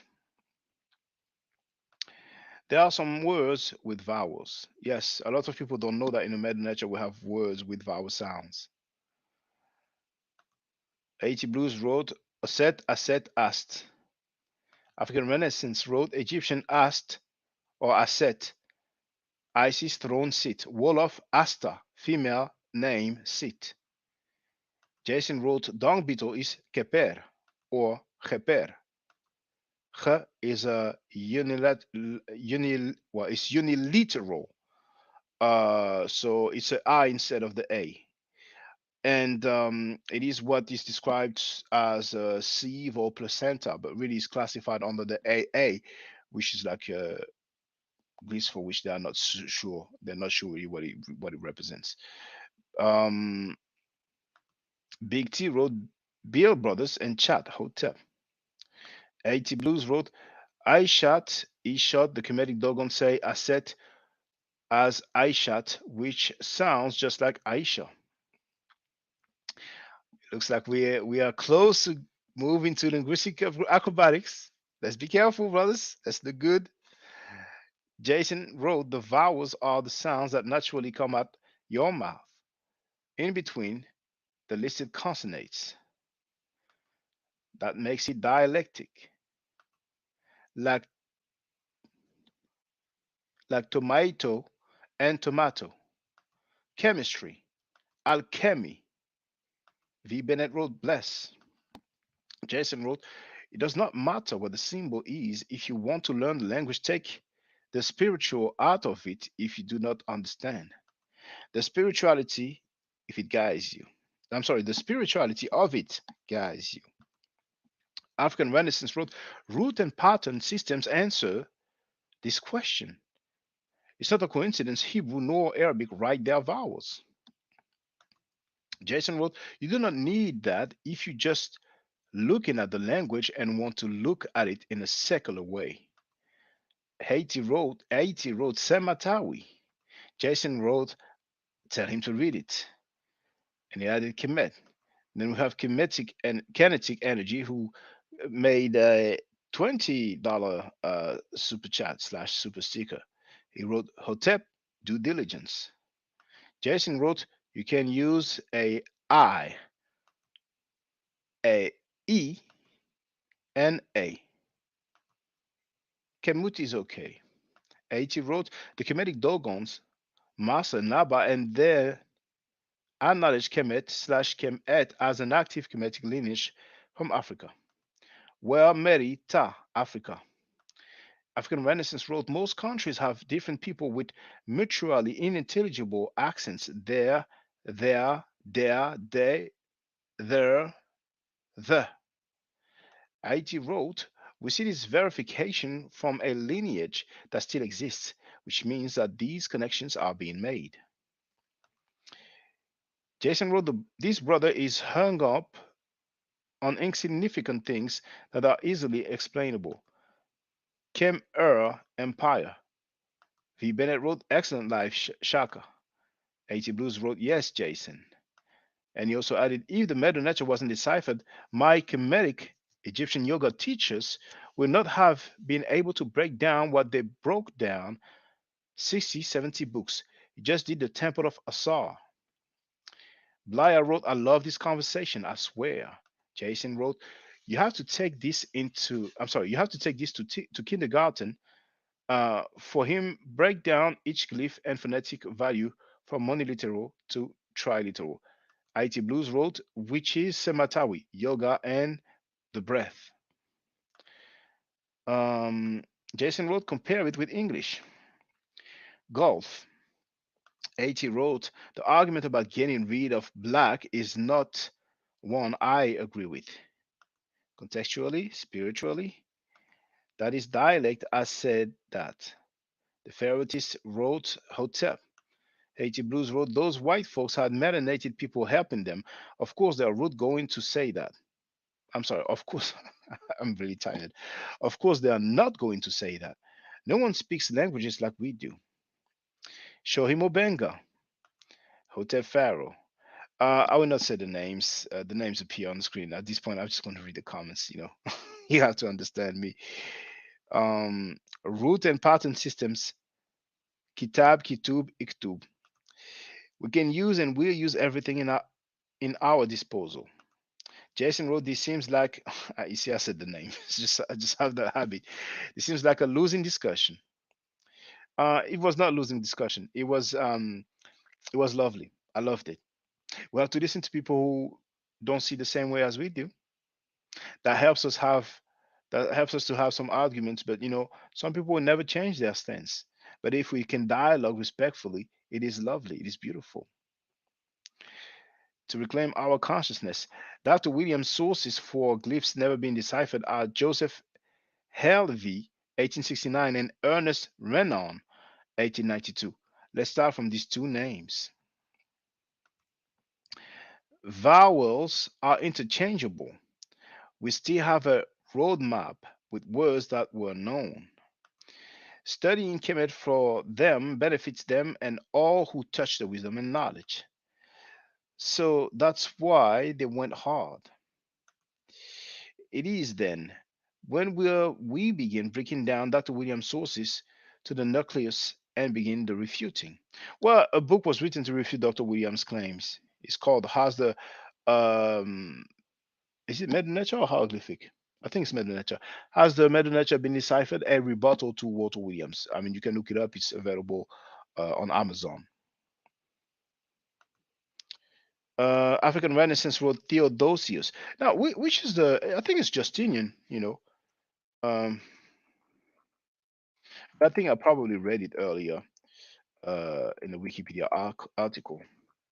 But the emperor, um,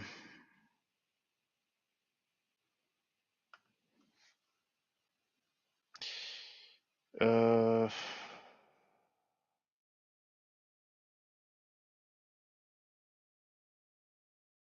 was it Justinian?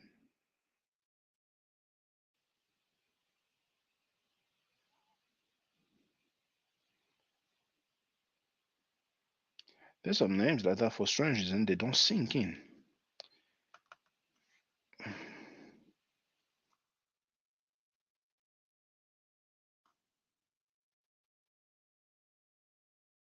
Yes, Justinian, the first, yes. So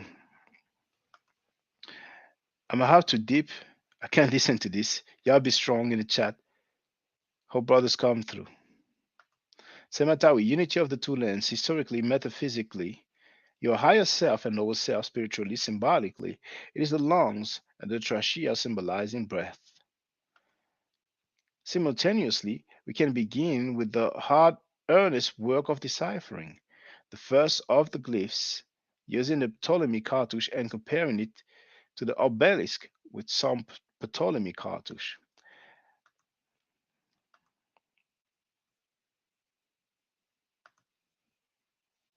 Kemetiu.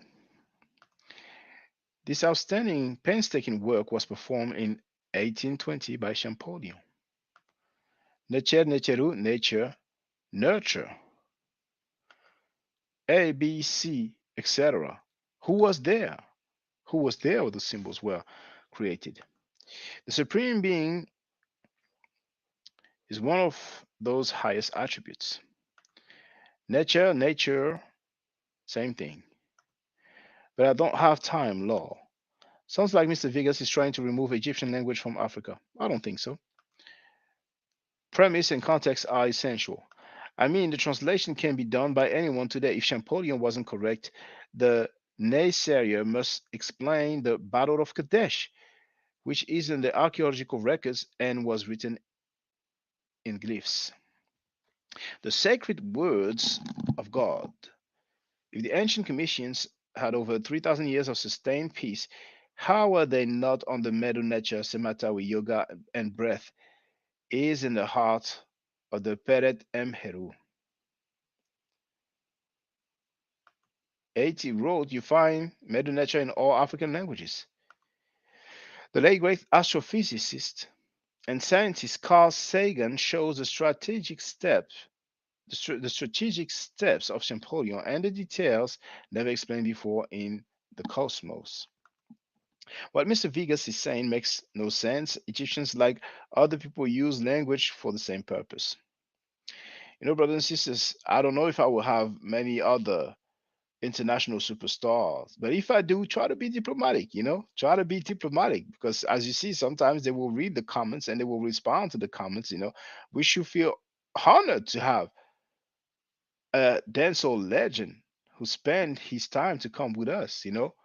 So the next time, if that happens, if Denzel Washington gets on the platform, let's be diplomatic if he believes that the nature has not been deciphered.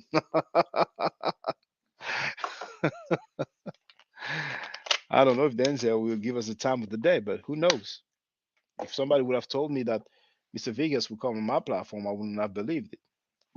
So his arguments is not connecting any dots. Instead of making Meduneta number one,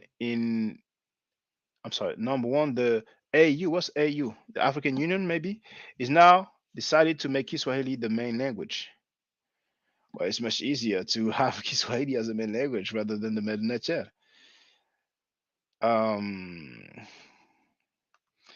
Mr. Vegas, remember the two names I mentioned earlier in chat, which are the two sources Dr. Williams uses to show the glyphs weren't translated. These two names aren't acceptable. Williams abandoned ship. So, in other words, Mr. Vegas doesn't believe Africans make stuff useful to society. We have a word called dugu. Dugu is Haitian Creole word for earthquake. It's all interconnected. Well, we have homonyms sometimes. It doesn't necessarily mean that they are interconnected. But one that I can say that is connected between Bantu language and the Haitian Creole is what we call Gongon in Haitian Creole. And in some Bantu language, they will say Ganga. People who speak straight English only are unable. People who speak straight English only are unable to get linguistics in its true sense. And it means a lot of people. You can find the word nature in most African languages. Okay, now he has a different argument. First, it was glyphs aren't translated. Now it's nature doesn't mean God. Am I making a proper observation here? And I agree with that. It was very interesting here. I think the brother took some different insight, and I see it as progress because indeed the narrative was not exactly the same. So, regardless, it was a lovely conversation. V. Bennett wrote, he's confusing himself. You mean you don't know? He's dealing with levels of understanding. What he's saying. Okay, I'm gonna read all this stuff because I want our brother to feel comfortable coming back eventually. So,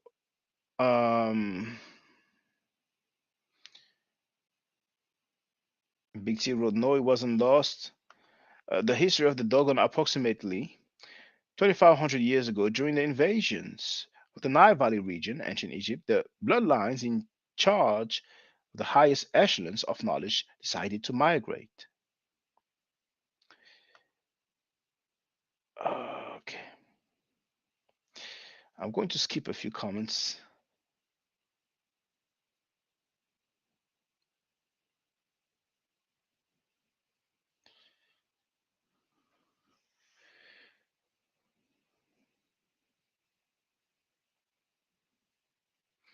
Remember, even after the Ptolemies came with Ptolemy Soter, it is the Osiris version they were attempting to replace, yet it failed miserably.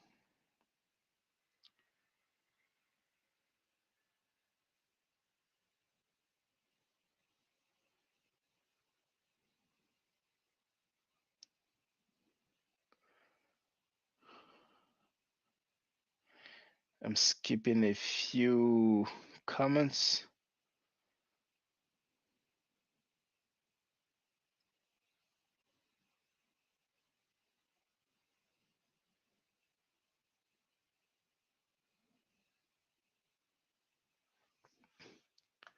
Big T wrote, it's just a line in the sand, and I'm going to learn the language of Kemet.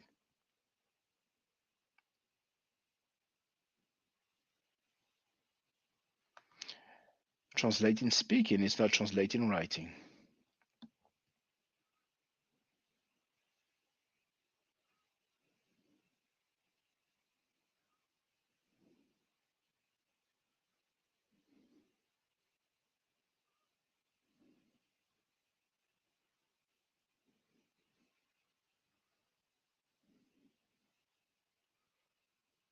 V. Bennett wrote, so what about the esoteric aspect to English?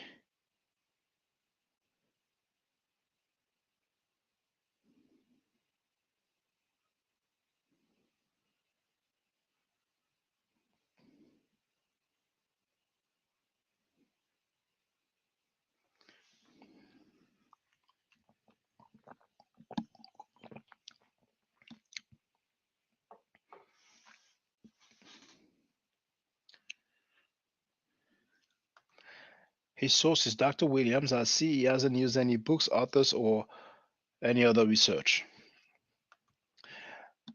I want everybody to consult the linguists. When it comes to languages, you can say they are more than qualified to speak on them. Even though so some linguists, I mean, linguists usually specialize in some particular language, but just type in on any search engine, university linguistics, you will have the email address of scholars and ask them your questions, ask them how they feel about the decipherment of the hieroglyphs and see what they have to say. You don't have to just contact Egyptologists because once again, people most likely presume that, okay, since they are Egyptologists, they will say that the Mennonite has been deciphered. But just ask linguists and see what they have to say.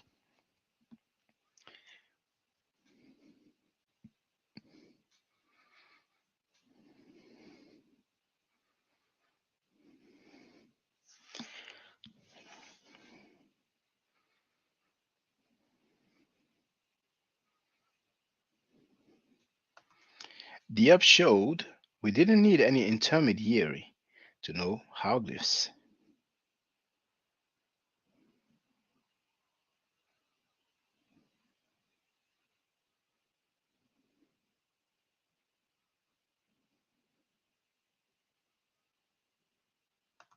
Michelle wrote, thanks, Shaka, for your calm approach. Mr. Vegas just needs to slow down and let you address each point. V. Bennett wrote, I think I'm going to sign up for some Meduneta lessons from Shaka.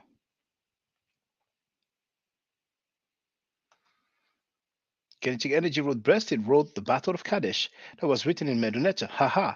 What you saying, good dude, Mr. Vegas?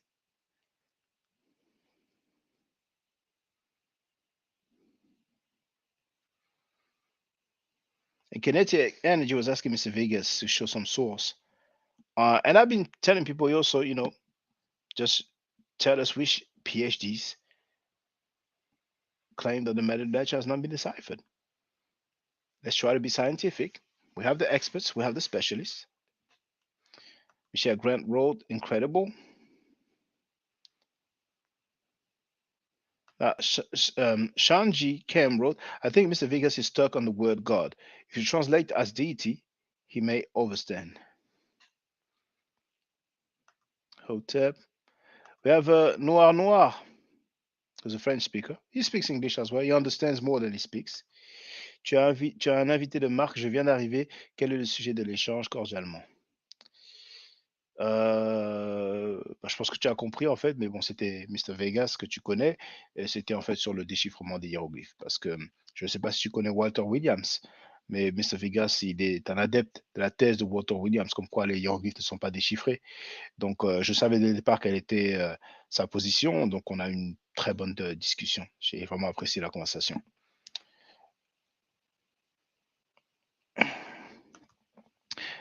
Kinetic Energy wrote, I know all Breasted's work. I'm all ears. Breasted founded the Institute at Chicago. He added, however, many of Breasted's work is questionable.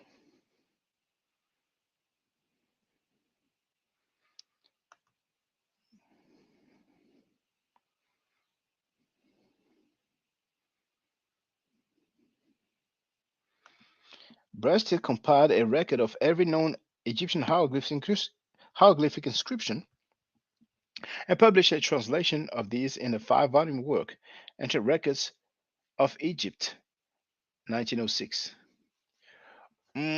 I will be surprised if this is really every known Egyptian inscription, even at the time when Breasted was alive. I will be surprised. That will really surprise me. I think there's just too many for him to compile them in a 5-volume work.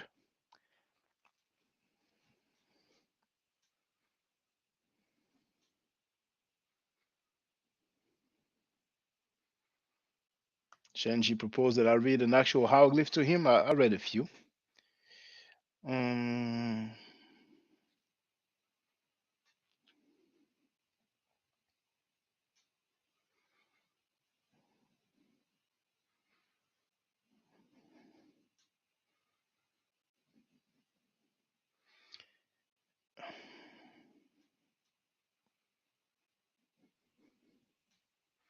African Renaissance wrote, Akan Ntoro.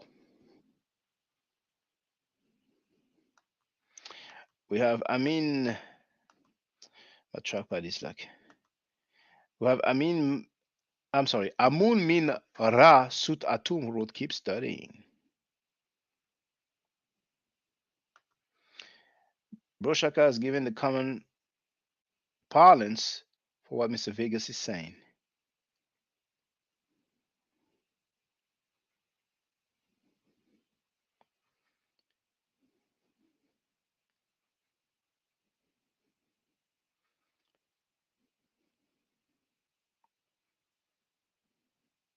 Michelle wrote, "Wow, I know folks like this just make stuff up as they go, and it's probably about that guy who said that Champollion was wrong and that all Egyptologists are wrong.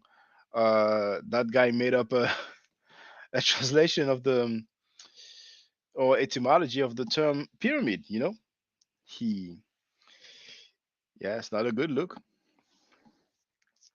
Now, and I'm talking about the guy on the screen, not Mr. Vegas.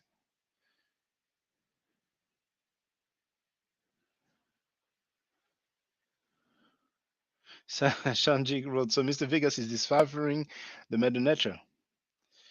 Uh,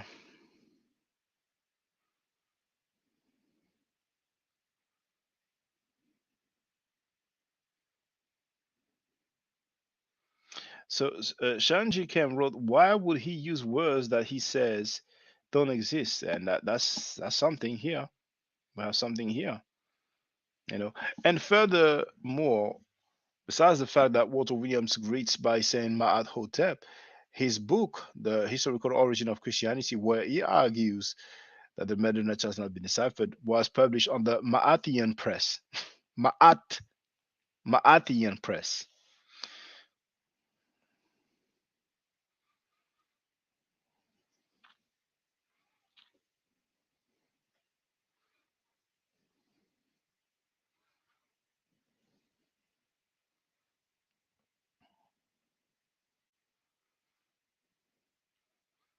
So Michelle made that super chat. She wrote, hard held beliefs become an emotional tie. It's hard to see the truth while gripping your hold onto old views. Shenji Kim wrote, Mr. Vegas is learning. Teach them respect due to both of you.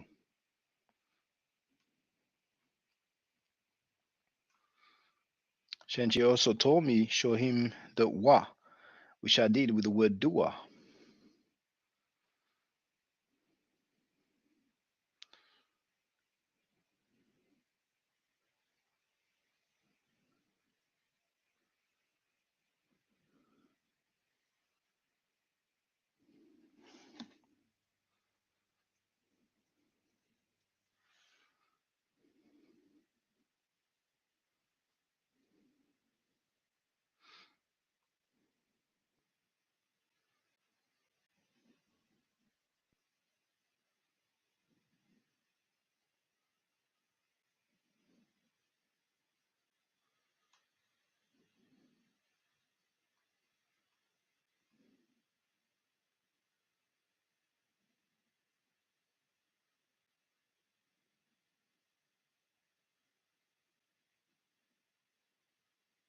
Well, I don't agree with the claim that people were wrong because they were European. Science doesn't have any color.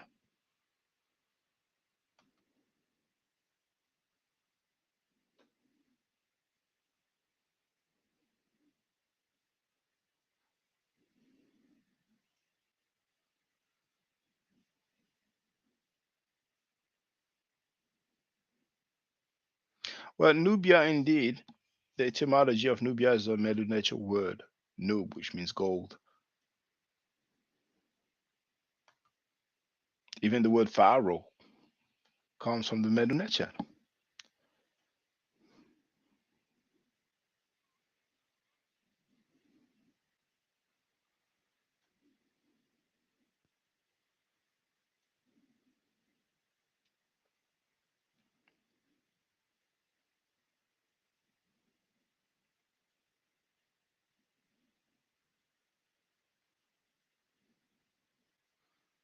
Michelle wrote, very nice of him to come. Hope to see Mr. Williams on here in days as well. I don't think Mr. Williams, I'm sorry, Walter Williams will come here. I really don't think so. I wouldn't mind. I would love that, but I don't think. I have a feeling for strange reason that, you know.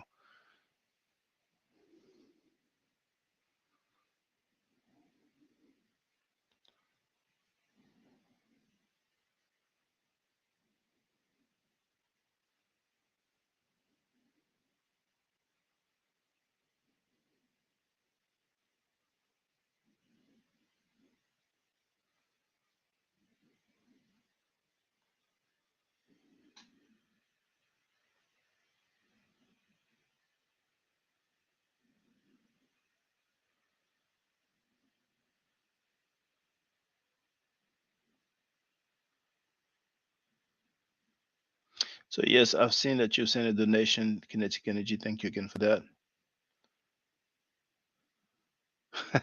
V Bennett Road. Let's go until 2 a.m. Shaka. Law, throw up the link. No, it's going to be difficult. I mean, lately I did a few live streams, and sometimes um,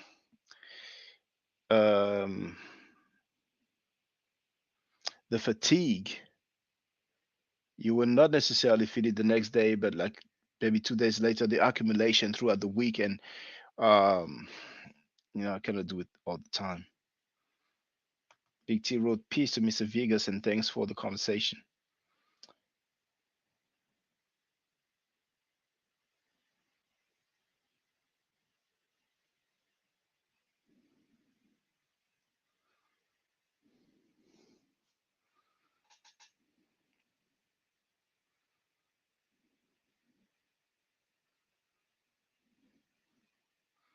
African Renaissance TV wrote much love to the legend, just have to disagree. Oh, Babylon Dawn came in towards the end. So you see, brothers and sisters, what could be good? We have 37 people online. Just show some messages of appreciation to our brother Mr. Vegas, because he's not an international superstar. He didn't have to come here, but he came. And once this live stream is over, in the comment section, because we knew from the get-go. I mean, maybe some of you didn't know, but I knew his stance. So I knew that he feels like the Metanetia has not been deciphered. I knew that he agrees with Walter Williams. So even though he knew that he was coming with opposing views, he still came and spoke his piece. So feel free, whether you agree or disagree with the brother, to send some messages of appreciation. You can greet him, you can thank him for coming, you can thank him for his contribution to music. I think it would be good.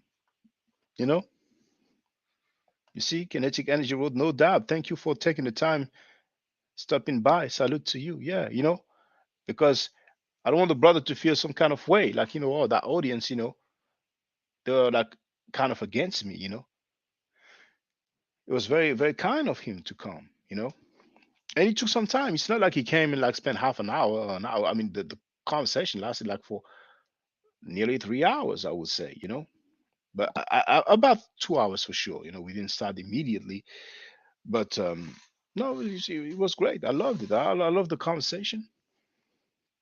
So the live stream has been going on for 3 hours and 58 minutes thus far. So in 2 minutes it will be 1 a.m. So I'm going to cut it a day. And here V Bennett wrote, it was great. He shared his views with us. We respect him. We just respectfully disagree strongly. Strongly. But yeah, respectfully, we have the right to disagree. I think it was a great convo. It's very kind of him to come. So stay safe, stay healthy, and if I'm allowed to, by the Necheru, I will definitely holler back at you. If you are not part of the solution, you are part of the problem. Dua itu dua Necheru, Hotep. Now, for the record, for those who don't know, I'm giving Medu Nature classes. And here, that's the flyer. Okay? So, those who are interested, feel free to holler at me. If you're not interested, it's cool. But I recommend that everybody who has not yet seen the video, Kemet and Ma'at, before Judaism, Christianity, and Islam, then watch it. It has about 300,000 views and really deserves to have a lot more. I just want to let everyone know who's listening in now and who's going to listen to this stream in the future. I just had my first Metanetia class by Brother Shaka today, and I've had other Metanetia lessons by other teachers, and I can tell you right now, the brother is the best in the game. He is that was one of the best classes I've ever had, ever. So if you're interested in learning the meta nature, if you're interested in getting the basics of it, Brother Shaka is an awesome teacher. Get with him, and it's extremely affordable. This brother is giving us his time and his skills, and he's basically giving it away. I mean, I just consider it a donation. You know what I'm saying? So if anybody's interested in learning the meta nature, get with this brother right here. He's an awesome, awesome, awesome teacher. And I'll end with that. Hotep Senu, Hena Senut. This is Julie, also known as Servant of Yah, and I'm currently taking the Medunetia classes with Brother Shaka, and it has been an amazing experience. Only 2 lessons so far, and I feel like I've been taking the classes for months, just with the how in depth he goes into the vocabulary words, the construction of the language, the grammar. It's been immeasurable, the experience. And one thing that comes across, hands down, is his extreme passion for teaching this to anyone who is willing to learn and has an interest in learning. So I highly suggest, if you are interested, even a minimal interest, that you subscribe to the classes with Brother Shaka.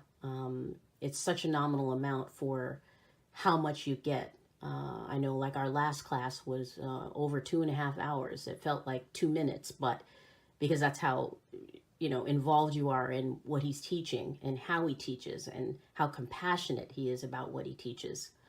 Also with sharing materials free of charge, no question, no doubt. It's just what he does. He doesn't have to, but he does. And so I just wanted to give a short testimonial about the class and the effectiveness of the class. And all of that is attested to how studied Brother Shaka is. So I highly recommend anyone with a minimal interest that you do sign up for the Medunetia class. Hotep. Don't forget to subscribe to my channel, which is Ma'at Forever. Don't forget to watch the video entitled Kemet and Ma'at. Don't forget to share Kemet and Ma'at on my channel on Twitter, Facebook, Instagram, WhatsApp, or other social media that you use. Email, text messages, you name it. Those who wish to donate can do so on paypal.me/ma'atforever.